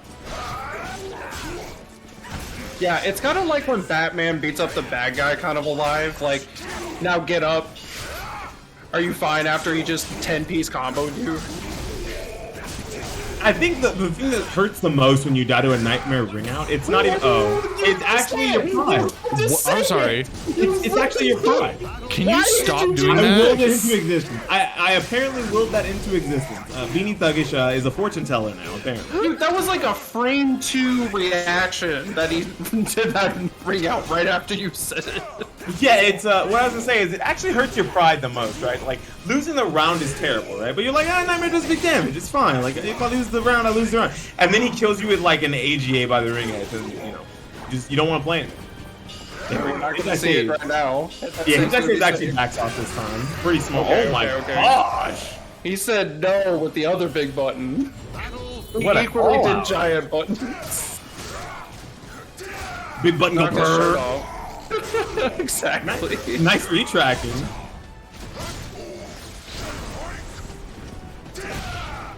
Give him Oh, the he quake. blocked it. Make the earth shake. Uh-oh. Big sidestep. Now you're dead, right? Yes. Flat. ABA will kill her. Not AGA, that goes the other direction. You have to do ABA. Don't get sidestepped. Anywhere near the ring edge. That includes 50 feet away. Oh yeah, if Nightmare's in Soul Charge, you could probably die from half stage on this map. Probably. I think that with Nightmare's like ring outs, if you just like look at the stage spread and how we have a new counter pick meta, right? I think that Nightmare is extremely extremely more strong than he was before when stages were random. Now he can counter pick to a stage where he's going to be able to enforce his pressure even more. Oh god! Oh god! Not again! Please. Going for that neck. Okay, there we He's go. dead. There we go. Nice challenge out from Hentai Saves, immediately using that back turn people escape and not have to deal with any more AGs. That is a tech crouch button. Ooh, got hit out of the soul attack that time. Oh, okay, nice. Gets away from the punish and then punishes himself. The old 360 no scope in SoulCalibur. I got it. No, that's one of the that was one of those around the globe type things that those flat earthers say, you know, Mario Galaxy style. Ooh, snatch him up. Speaking of snatches, again. You're dead. uh-oh. Nope, not close enough to the ring edge, not yet. And I do like the counterplay. Yeah, I like the counterplay to actually, do something there, knowing that your opponent is so plus that he's probably gonna expect a defensive option out of you. He expected the GI? I guess. That's a big call out. And almost like basically dying for that, and I think. Because he got so much, like Hentai Saves got so much damage off of that exchange. Oh yeah. Big call-outs sometimes yield big reward, especially in a game like this, where it's more about the mind games and about the tempo and spacing than it is about actual like raw frame advantage numbers. Oh, speaking of raw advantage. We're playing SoulCalibur. I see a lot of Tekken out here. Only if someone lives at 5 HP. I live and breathe 5 HP. Ooh, very nice spacing to stay out of that situation, but that is an air controllable combo. Asiana trying to go for the big damage there instead of going for something a little more guaranteed. Stayed in crouch for so long. What if he 3B'd him? What if he did it? Uh-oh. Oh, yeah, God. Don't get slapped. Don't get slapped. I'm so scared. Oh, good luck. Dead? Almost? He's still alive. One So mix close. up. So close. So close. Oh. He has enough meter. Oh, jump No. K from Geralt. Gave him I'll the be sticky real. leg, bro. I think the soul charge there would have been really ambitious looking at the amount of health bar you have left as Nightmare. You can't even armor anything there, right? So I think just like taking the round loss is like not that big of a deal. Yeah, that's alright. But he is down a match already, so like Asionic doesn't have a lot to play with here. Yeah, maybe after like this round, right? If he doesn't win this one, it definitely becomes 100% a do or die situation. And it's already getting there because it's going to be a lot of damage from Geralt and stage positioning. I'm not entirely sure. Oh no! Tried to sidestep and then immediately press a button slightly too early and getting absolutely clapped. Dude, Hentai Saves got a full stick of meter for that, too. Oh, you did it? Why would you die? Yo, can we talk about that tech again? It's okay. He's definitely going to get hit with some of the tech traps, but Anti-Saves is doing a bit. I was gonna gas you up, bro. I was giving you the gas, and then you just put it in the dirt, bro. Oh. Yeah, Anti-Saves is a wild Garrow, by the way. Absolute wild man. Ooh, trying to catch a Twitch duck there, and he doesn't get it, but luckily he is around up here, so even if he, yeah, he's definitely going to lose this one over here. Anti-Saves actually making that round right there look extremely easy, right? He just kind of dismantled a lot of Asionic's pressure in that situation. Oh, wow. That was actually really smart.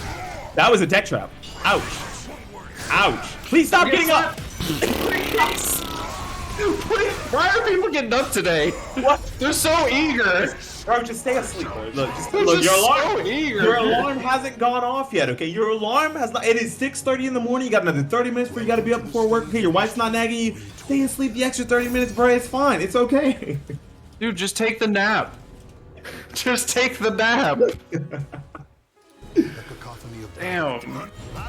You know, I don't know how much more I like this stage for Geralt, because this is an all-walled stage against a character like Nightmare, who's gonna. I think it was random. Oh no. It is a smaller area to work with, so you don't have to worry about Nightmare like running away from you, but I don't think that like Asionic is the type that seems to be running away more, right? Like Hentai-Saves is the one who seems to want to play the spacing game. I don't know walls. I'm gonna die. Yeah, walls literally kill you. Yeah. That was a very nice bait on that reverse ledge, going for the Drum Stride, making it look as if he wanted to press a button and then sidestepping out of it. Nice stuff.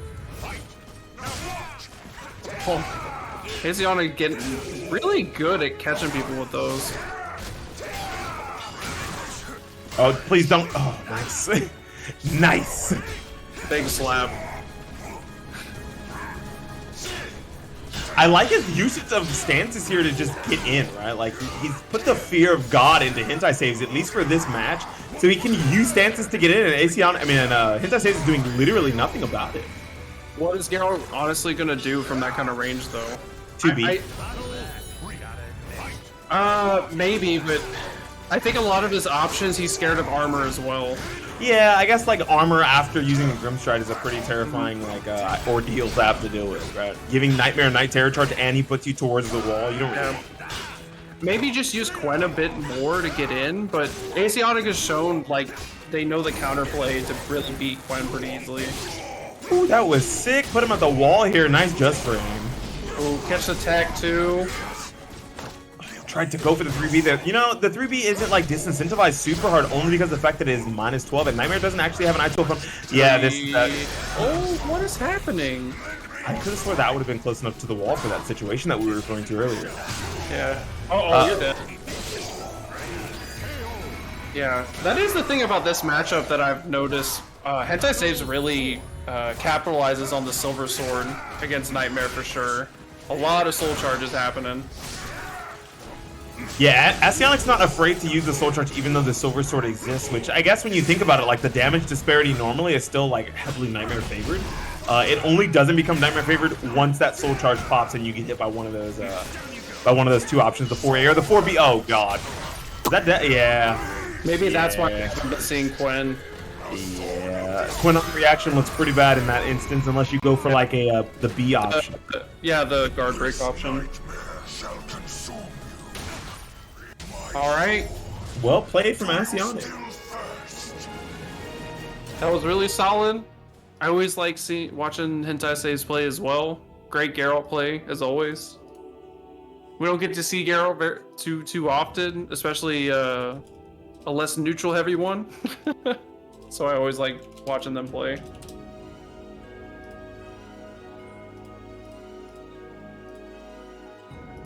Who do we got up next? So we're in top 3. So this is losers final, Fermenters and Asionic. All right, getting right back into another Nightmare game. I like to see it.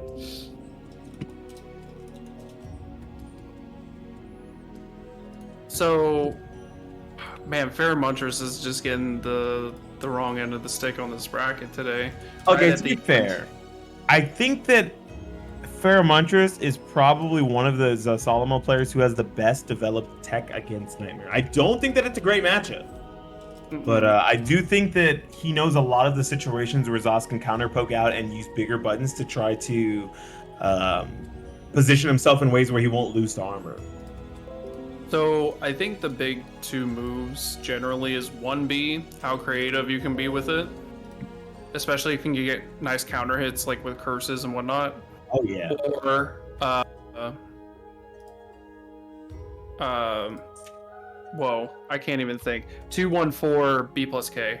214 B plus K, that was what I was gonna say. It's 214 B plus K, 2B plus K, 1B, and the hidden tech that maybe we'll see Pharomantris pull out here. I don't know if ACN is listening. I hope not. B slide A, right? It's kind of minus, a little minus, but that move is a pretty fast, high horizontal that absolutely poo-poos on armor. It is a high is the problem, but it does catch a lot of those back steps and side steps. It's a pretty long range button, and I've seen Pharomantris use it in this matchup a few times. It's a pretty great effect. Yeah. It's also, just generally the way like Nightmare's arbor is. It's so good against Ocelomel because most of his kit is built around these like weird 2-hit situations, so it automatically happens. Like you don't get a choice to not hit the armor the second time. Also, quick interjection. Just want to confirm, I believe the Steam version of SoulCalibur has a small update tonight, and I believe it's an update to their anti-piracy software. I don't. Oh no, are they putting in that weird stuff that makes the game slow down? I hate that thing. I forgot what it's called. No, well, no, because I think, especially with like the Humble Bundle, there was a lot of false flags going up. So I think there's an update to that. But I think that's what the update is. If someone can confirm that, or just an FYI. Nah, the game's getting a new patch. Let's go, boys. Our game's alive. The post-swamp patch is here. The game's alive. Buff Zos is real. If Pharomantris, you gotta lose for the team. You've gotta do it. Buff Zos is here. Now. Oh God! I don't think he's doing this for the team right now. He got shot in the face. Oh no, this is not the stage I would want at all either. Yeah, I would definitely try to counter pick stage in this situation as soon as he can get out of this. Very nice punish using that immediate 3B that is minus 20. Ah! Scary stuff. Yep. Also, since the CE change is like AGA is so good against Zaz now. Like just what CE? I don't care about it. Dang, very nice situation after that GI. Right. Really like what Asionic's doing here. He's going for a lot of small pokes and then backstepping to try to bait an option out of Pharomantris. Luckily, Pharomantris isn't giving it to him until right there finally lets something rip and immediately goes for a reverse ledge and wins the clash. How do you call that out with the... Their Yomi levels are too high. Their Yomi levels are too high. Yeah, that is the one there's problem. There's something going on. Yeah, Asionic's he has really good matchup familiarity when it comes to Solomon, I like to say. No, there's some like matches we haven't seen before this one, for sure. There's something weird going on. Like they're just getting called out so hard. They play ranked a lot. Yeah, I'm telling you, that. He's got some good Zos matchup experience and maybe even good Pharomantris experience. It seems, yeah, Pharomantris didn't do a thing. He sat there and twiddled his thumbs and died. No, he did a thing. The thing was die. Bust. Yeah, bust. He heard you. He's like, all right, I'll take one for the team. Clap. No, I didn't see Pharomantris even like try to swing or anything. Like, he just got hit, and he was playing hyper defensive, which I get. You kind of have to think of what your options are against Nightmare, but you got to go in still. You still got to try.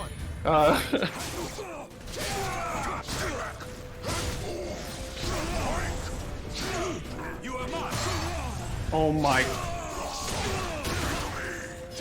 Like I said, I think there's like 70 games we haven't seen before this one.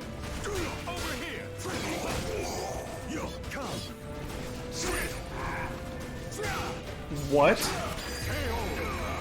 Or he's getting some weird button issues, because I thought that was it right there.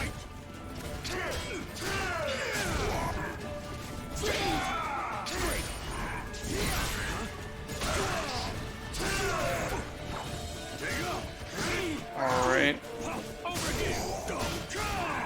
Yo, Chunk. Huh? I think Beanie exploded again. Yeah. I'm thinking too. All right. Well, hopefully it'll come back in a second. But otherwise, all right, Bubble. Oh, he went for the punish, but didn't get it. He's trying. Oh, there he goes. Okay. Big slap. He'll come back in a bit, but yeah. Oh man, that missed punish. That would have killed him ring out, wouldn't it? I think so, yeah. Damn, that sucks. Oh, ow. Yeah, I don't know. This is a good stage pick for Zoz because the ring outs, but like again, Nightmare can also ring you out from like 90% of the stage. No. Nightmare's ring out is actually better than Zoz's Mills. Oh yeah, for sure. Especially on this stage. Because at least, well, Zoz requires you to be near the edge. Yes. Nightmare's just like, I exist. Oh, the duck gets the wall raising K. Oh, there you go. Smart. Nice CE. That'll kill. So he is in Guts. This should kind of finish him off. It's because he's in Guts. Yeah. They did nerf the damage, so that was like the base damage of it. Because season 1, that actually would have just straight up killed. No question. Guts or not. Oh, he went for the reverse ring out punish, but also didn't get it. I wonder Parsec might not be on his side tonight. Oh, that's dead. No, it's not. Maybe if he gets a wall splat. Oh, that's can't win it. Oh, what the hit?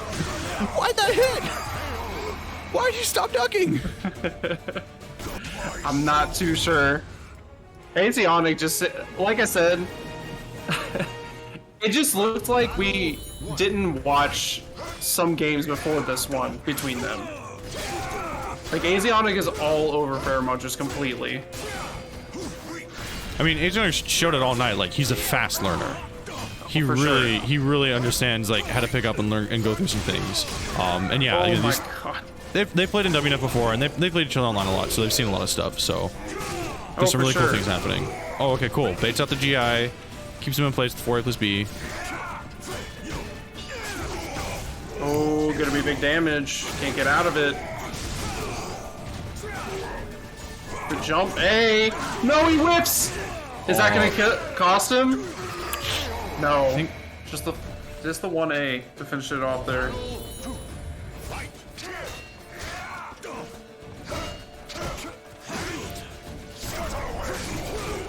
Oh, potential. Yeah, I just saw that dude was like, oh wait a minute, that could have. Yeah, but it's okay. He gets his damage. He's got the life lead. Yeah. He's got one curse on him. Guard's low. Up against the wall. We tried to check him. Ooh, good challenge. So the throw tries AJ to stop step. Oh, it just catches him out of it. There we go. Here's the big thing too: is Pheromonters is going to have the big guard break that Asionic really needs to worry about immediately, especially if he's going to eat this on guard. Yeah. There you go. Yeah, soul charge, try and get him off him. Just drilling that pressure, trying to, but getting his guard gauge to similar. Pheromonters, you can't just eat those either. Yeah, you can't. That's gonna do a grip. There. Oh, just tried to 3B, try to catch out some armor. All right, I'm back. Sorry, I was playing sets. No, you're fine. You're good. Oh my God! Yes, sir. I'm out. All right, well, I'm going back to playing sets. I just saw Nightmare C just whip punish something. There's something in the water tonight. Oh, nice timing. No way. He whipped. Oh, okay. Wow, He tried. Patience. He tried. Just sidestep. All right, I'll let you yell. Just like wait it out and sidestep. That was actually really smart because most people would like try to finish him off, but not easy on it. He's a hella smart man. Yeah, reversal edge is definitely gonna beat up this option. What are you doing? That works? What is it? I don't believe you. What was that? I think you're just lying to me. I think we just witnessed the birth of a god. Oh, nice GI. Oh my lord. That was fake. There's no way that's real. I mean, he fell out of the combo, so clearly something bad happened. Right, Pheromonters. He doesn't have the leader advantage at all. Oh, nice 9K. What was he trying to do? I don't know, dude. I don't know what's happening anymore. Yo, we need this. You're right. We needed 2 ZAS experts. Unfortunately, somebody went and murked his internet. Oh, he read it. Oh my god. It's cool. He's still. Oh my Dude. god, what is Oh my God. happening? Oh, he's dead. gone. Dead. Good night. Holy shit. Holy shit. That was actually insane. Somebody clip that bad boy. Are you kidding me? What a sick post GI. What a god. Dude, that guy was like so many layers deep. What the hell? I mean, Fairmatch was doing some good shit too, but holy shit, Asionic is just a fucking madman. Yeah. He is. It was. That was nuts. I don't know. The whole time I was just like, Fairmunchers is not playing himself, like, at all. And I think Asionic's just smothering him with, like, I beat you the last 10 times I played you kind of thing. That's what it looked like to me. Man. All right, That. well, Asionic's Yeah. gonna go on, and he's gonna fight Zeph and try and get his rematch in Grand Final. Nice. That was really sick. What the heck? Like, I'm trying to think of, that had to be a real combo. That must have been the ring out combo. I put the short wall, screwed it up. No, it wouldn't ring out, but, like, third hits where the damage is on that unblockable. That's actually kind of really bad. Yeah, fun fact, Zoslamel stuff just doesn't work sometimes. But then also works when it's not supposed to. I don't know what's supposed to happen with that character, dude. I just press buttons with them and stuff works and that shouldn't and does. It never makes sense. Oh my gosh. Nothing truly makes sense anymore, now does it? No, he's playing Whose Line Is It Anyway with like tracking and frames. They just don't matter. Welcome to the stage of history. Yeah, when the rules are fake. Yeah, exactly. Oh my lord. Oh. Alrighty. if you know what he's chuckling at, like Ham Jams is literally banging on the commentator door in the secret VIP room, screaming at Necromaster about the downplay. Listen. He's down there for a reason, okay? Wow. I would love to see somebody make a tier list right now and not put Xianghua like in top 2, first of all. And if anyone puts Zoslamel anywhere near like a top 8, get out of here. Yeah, I think the meta has evolved a lot. We'll get buffed next patch. Guys, I got a bad feeling. Like, because usually patches with the iterations that are like that have the 0.01 at the end of it usually mean that they're like they're actually like platform specific. So that might be a PC only patch, which is a bad thing. That means that it might our darkest the dark times are coming. But anyway, speaking of dark times, we're in grand finals, the end of the night. Ooh, good tech crowd. And slapped around the Zephykai standard, getting like 2 turns after Oki. Ooh, nice chase. Gets the hand slam. Ooh. And caught by the extra strings though. Oh, just armor on the plus frames. That's good knowledge for later, probably. Ooh. Okay, good mix, but doesn't get the throw. Getting somewhere. He's close. Whoa. Yeah. Nice Hail Mary, but unfortunately, not the wave. Well, we definitely saw this for the winners final. Like, anytime there was like a kind of a situation when it came to Asionic and Zephykai, if it's like a few buttons to get in there, that's not when Asionic is winning. Asionic is winning when they're pressing huge buttons and smacking for big damage. I wonder if there's some secret tech, I think, Zephykai showed, which is, well, not secret, but it looked like that AB actually beats armor. Is he Might be dead? over the damage threshold. Oh, and good night. Kind of lucky for Zeph too, because he just used critical edge and it just didn't happen. I don't know if he missed that or not. Like, or saw that. It eluded me, unfortunately. Alright, kick him out. See what we can do with Soul Charge. If he rotates a little. Wow, okay. Catches a step. Zeph unafraid, just kind of like moseys on the side. Just lay down. And honestly, it's pretty good. You know, what is he going to do? Hit you on the ground? Yeah. It hurts. You can't do it forever. Ooh. You know, Buff Nightmare, he doesn't get enough of his break attack. Yikes. Don't? Slam? No! Oh, did it. And he gets a trait, though.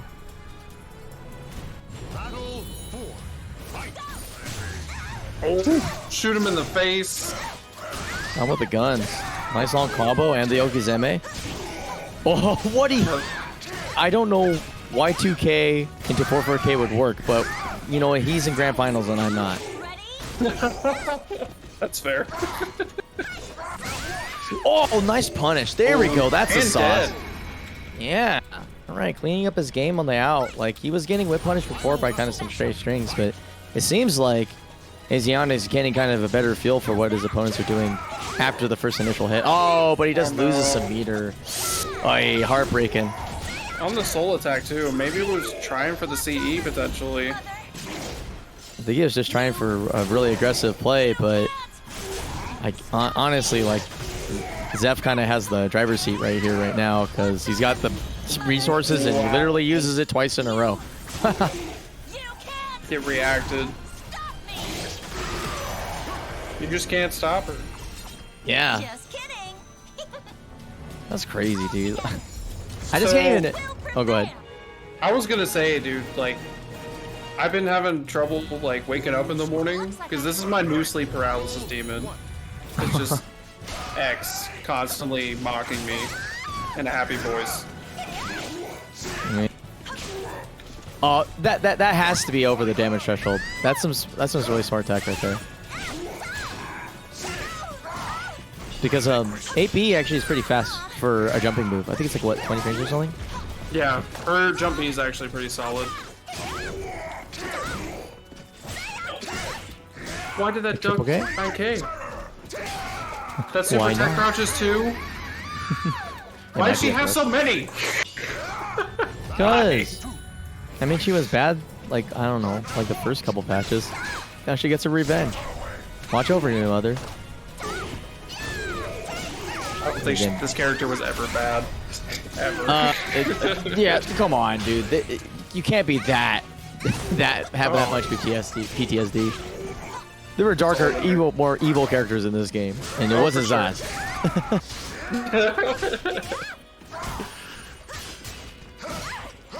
Or triple K. Ooh, man. Jumpy's definitely getting some work in.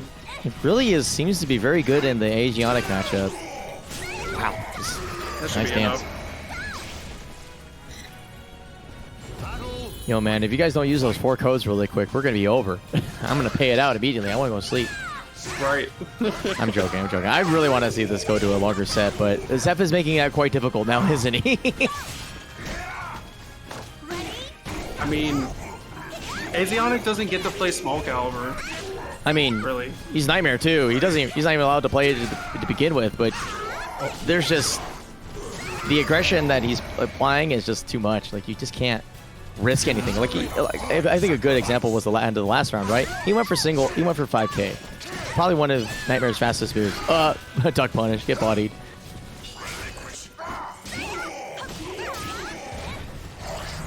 All right. Okay, going into soul charge. At this point, trying to struggle to find something that works. I just want him to hit that 4-4K and see what happens. But fortunately, Big we're damage. gonna see we're gonna see the spin cycle. Eat the Tide Pod. No scaling. Full damage. She needs it. Oh. Did you say she needs it? I heard that in the background, sir. This is crazy.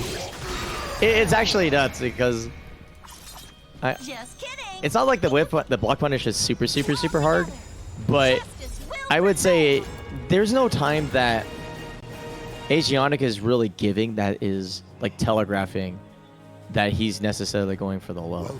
Like, he's keeping the pace really fast, but Zephyr guy's just on top of it and making all the the ways that you kind of slowly open your opponent up seem really ineffectual. That's just like, this is brutal. But this stage, I'm not sure if better. He's waiting around. Oh, there we go. Checking his buttons. Okay. Maybe that'll help. GI after the 2-2B. That's disrespectful. Yeah, there it is. He like Asionic does like to use 5K a lot, primarily as a means of disrupting tempo, but like, yeah, GI and a little bit too much, and Asionic actually doing a big call out in order to do it. Was that intentional? Did he not mean to let go of the rest of the BBs? Oh, whatever. He just scoops her up and puts her into the ground. Well, into the tree. And big guard damage too. I'm wondering if being closed in would help Nightmare a little bit or not. But well, he's on the defense. He's already down a good third. Oh, nice drill. Big catches. That's good. Yeah, it's just like these highs aren't working, but the mids are doing great. Hey, great guard. Hey, oh, yeah, you're dead. Nice. And still guard at full red. Yeah, I was really pounding down the numbers. Very red. Oh, he's going for the red. Oh, I wonder if, I swear, maybe that 6B is intentional, or maybe he's just like not confident in getting the hiccup from. But either way, it's seeming to work. It's like creating a kind of a different tempo in the match, and it's being able to stay aggressive with it. For sure. Here comes Zeph.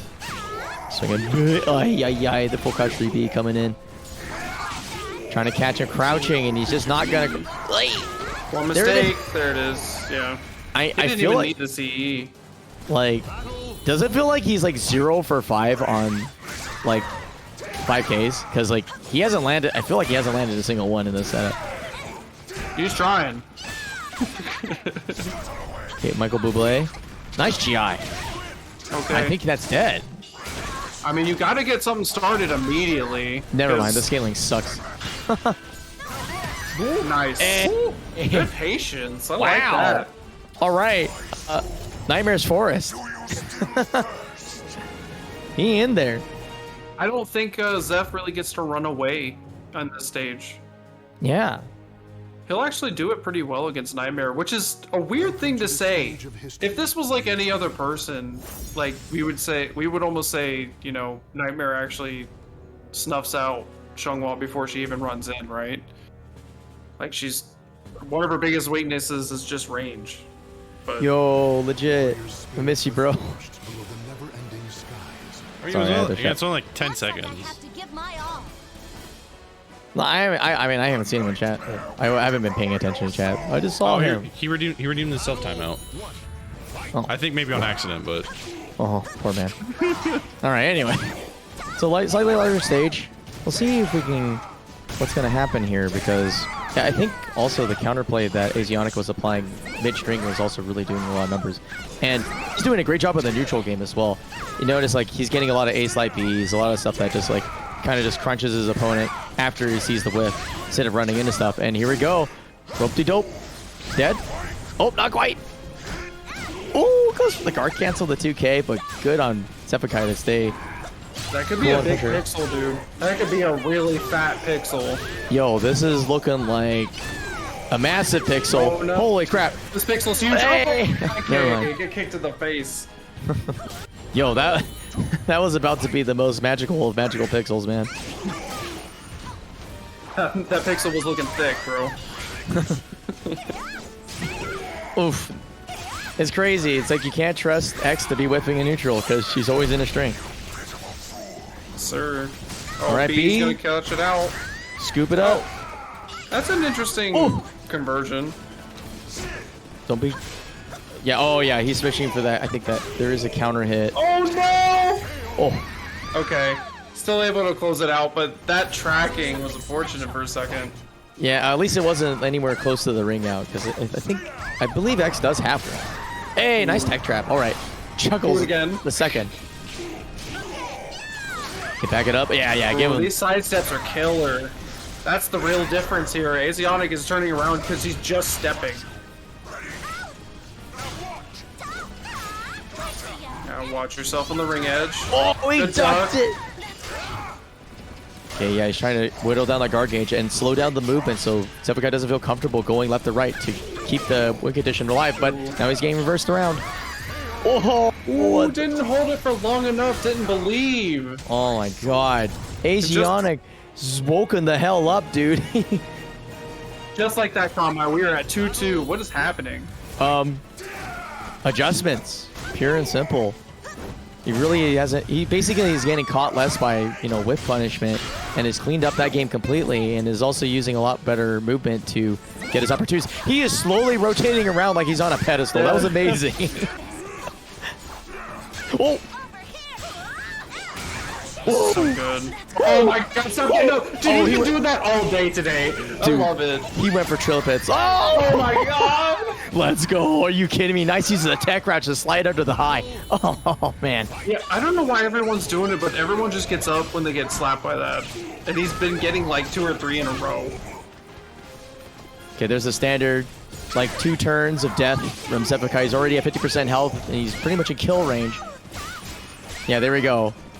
Like 1 more poke. And actually, after this throw, it's pretty much curtains for anything. Oh my god, and that goes under. It kicks him in the balls and he soars over. That's a super tech crouch. He did it earlier too.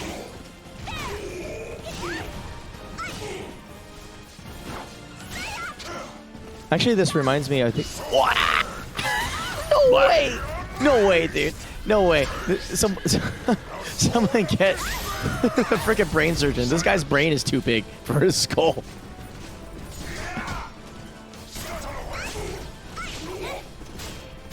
Okay, backing it up a bit. Yeah. Oh, good punish. Not terribly too high a damage though. But he's getting the distance, and if Zeph has to... Wow! He wanted the AGA, and unfortunately... Or AGB, and unfortunately, the misinput really clocks him this time. Oh, it was definitely a miss AGA. That makes more sense. Yeah, that was not intended, or for sure. Yeah. But... Oh, wow! He chose violence. Run up A slide B. You don't see that often. Honestly, Asionic's been using A slide B like really effectively. Yeah, it's pretty fast move. Kind of a solid traditional punisher. Oh! Kind of getting scary though. Okay, goes for the flapjacks. Wants pancakes for breakfast. 6-6B, pick up. Oh my god, the toast cake. 2K. Oh, good night, Sweet Prince.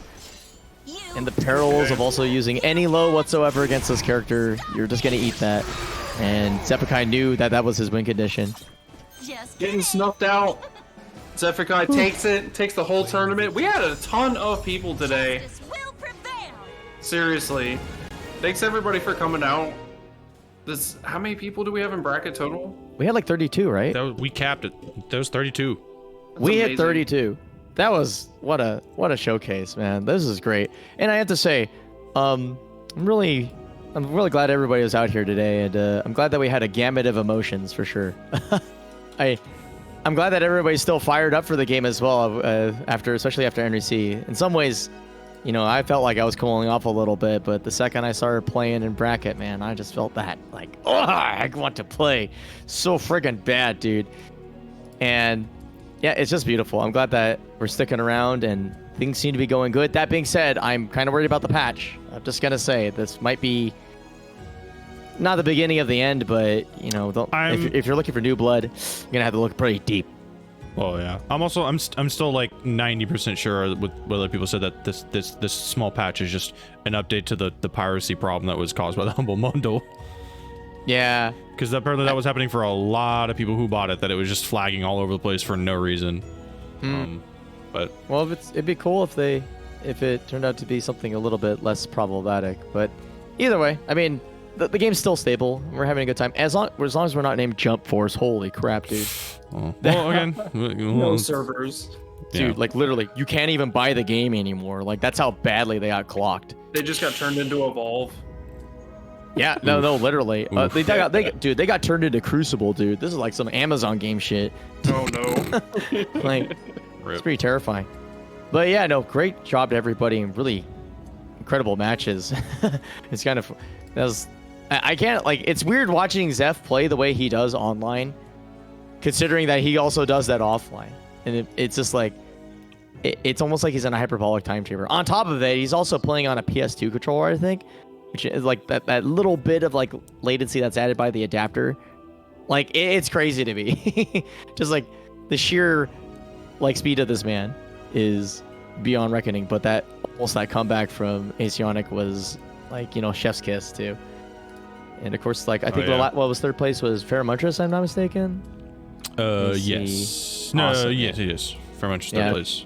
I want to know what happened with that unblockable though, for real. Yeah, I was. You gotta tell us, I'm dude. thinking it's a misinput almost, because like that's so weird, or like the wall messed it up because circular walls suck. Anyway, yeah. So that was our full fucking bracket. That was pretty good. Yeah, congrats to Zeph for taking another episode of WNF. Though I guess this one kind of matters because since we hit the 32 cap, I'm pretty sure he actually gets to increase his dojo score. Yeah, because isn't it technically a new season? So yeah, he's actually able to increase his dojo score because he doesn't have to take tier 4 dojos anymore. Yeah. He can take his tier 3 one. Hell yeah. Has there been another tier 3? Has NLBC hit 32? I'm sure they've had to at least once. They've had to. I mean, don't know. we'll have to check. It's funny, like we're like the dojo guys, but I'm not gonna lie, I don't really check the points that often. Yeah, like we were saying, whose line is it anyway? But so before we go real quick, Matt Chirino, 2 codes remaining. Exactly 2 codes. 2 codes. Well, we won't shut up until the 2 codes are used. If we need another podcast, so be it. I'll just start singing Baby Shark. You know what's also crazy? Now I think about it. Hold on a sec. You know what? Another thing happened today. We got bodied by the VTubers again. Like no cap. Like the VTuber tournament cast like roundup thing right now was like hitting like over 200. The Kitty Pancakes, is he going off? Yeah. Pancakes was on. Good for No, him. he's still going actually. He's down to 110 because I guess some of the VTubers had to go to sleep. But yo, man, he has squashed us thoroughly and completely. So Bro, when I say VTubers be are hype. welcome for VTubers are hype. Dude, VTubers are our new overlords, man. Like I'm fucking down. I'm sad, but I have to really drop this joke before it goes stale. I was really hoping I got to see Yoshi 6 play. Mostly because I wonder if we were gonna like make it past the No Namu November. No.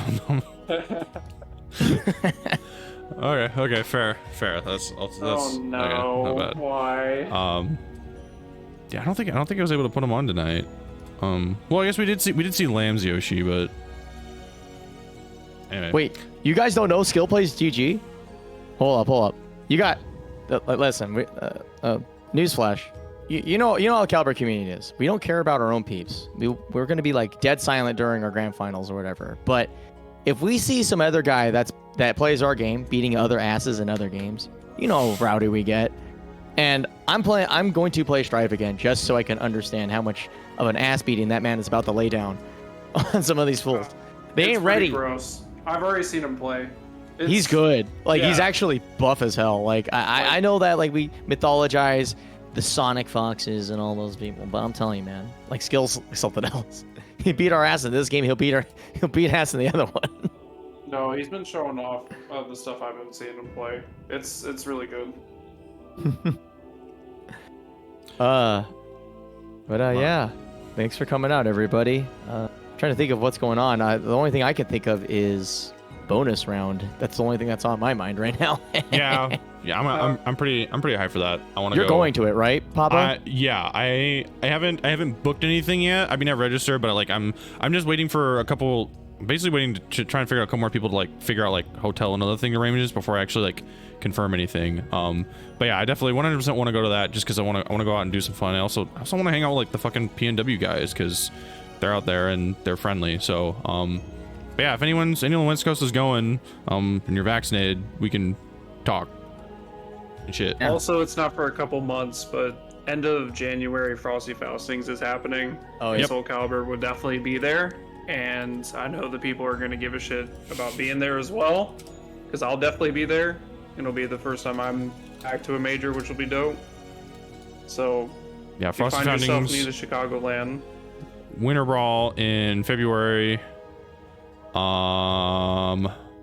It's like late January. Oh, there's the Maryland Oh, they're doing something too. There's an event at Xanadu. I forget what it's called. There's a big event going on at Xanadu. I don't remember when it's happening. But yeah, I forget. But yeah, there's an event going on somewhere there that's Calibur is gonna be there. So that one's gonna be cool, fun to watch also. I think that's it for us today. That's about it. Yeah. Good. Because we don't talk about CEO, but anyway. So yeah, Yep. that's what it is. So to be fair, we didn't really like. It's not that Florida Caliber isn't big enough. It's just that CEO is like super big. So it's just Florida. Okay, we're not gonna do it anyway. So congratulations to Zephykai for taking first place, Asionic in second, and Pheromontris in third. Big shouts out to Hentai Saves taking fourth, as well as Nitty and Manta sharing fifth, Yoshi 6 and 8-Way Funds in seventh. So very good job. Shouts out to all of you. Thank you to everyone who came out and played tonight. Thank you everyone who came out and watched. Big shouts out to all my commentators coming in and helping me out. SlyTiger, BeanieThuggish, Konmai, Necro. Very much appreciate you all. Thank you. Thanks for having my salty ass, dude. Holy shit. Oh, Hellbow, I love it. I'm so pissed. I'm still pissed. I'm actually still pissed, dude. Oh my god, I kept running into that DP. I swear to god. That's the problem. I can't lap the matchup. Who else plays that freaking character? Also, don't go around talking about that all day. Because out of context, someone's going to start looking at you, bro. Out of context, people look at me weird anyway. I just say SoulCalibur, like, what are you, a VTuber? Yes. Anyway, I wish I was a VTuber. I wish I was a VTuber, but well, it's too much money. Anyway, all right, cool. So, yeah, we'll be out here again next week, episode 45. I think there's still 2 codes in the match arena, so if you haven't, go do that like quick before Konmai pays it out, because you know we're the fastest payout in the West. Pew pew.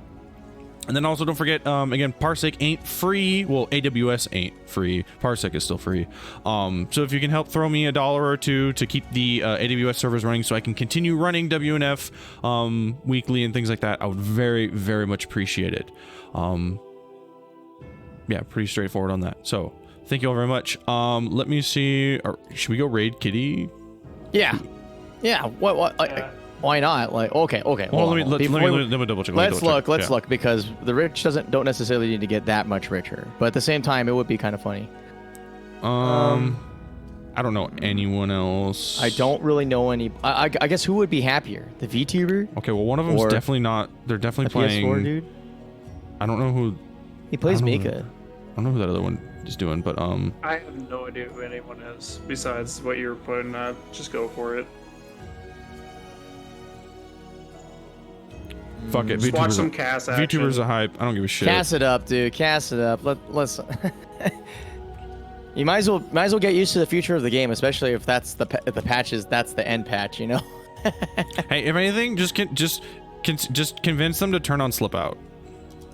Yeah, honestly, they should probably do AI slip out. I no joke, that would actually be pretty legitimately fun to watch. Wait, shit. What's his channel name?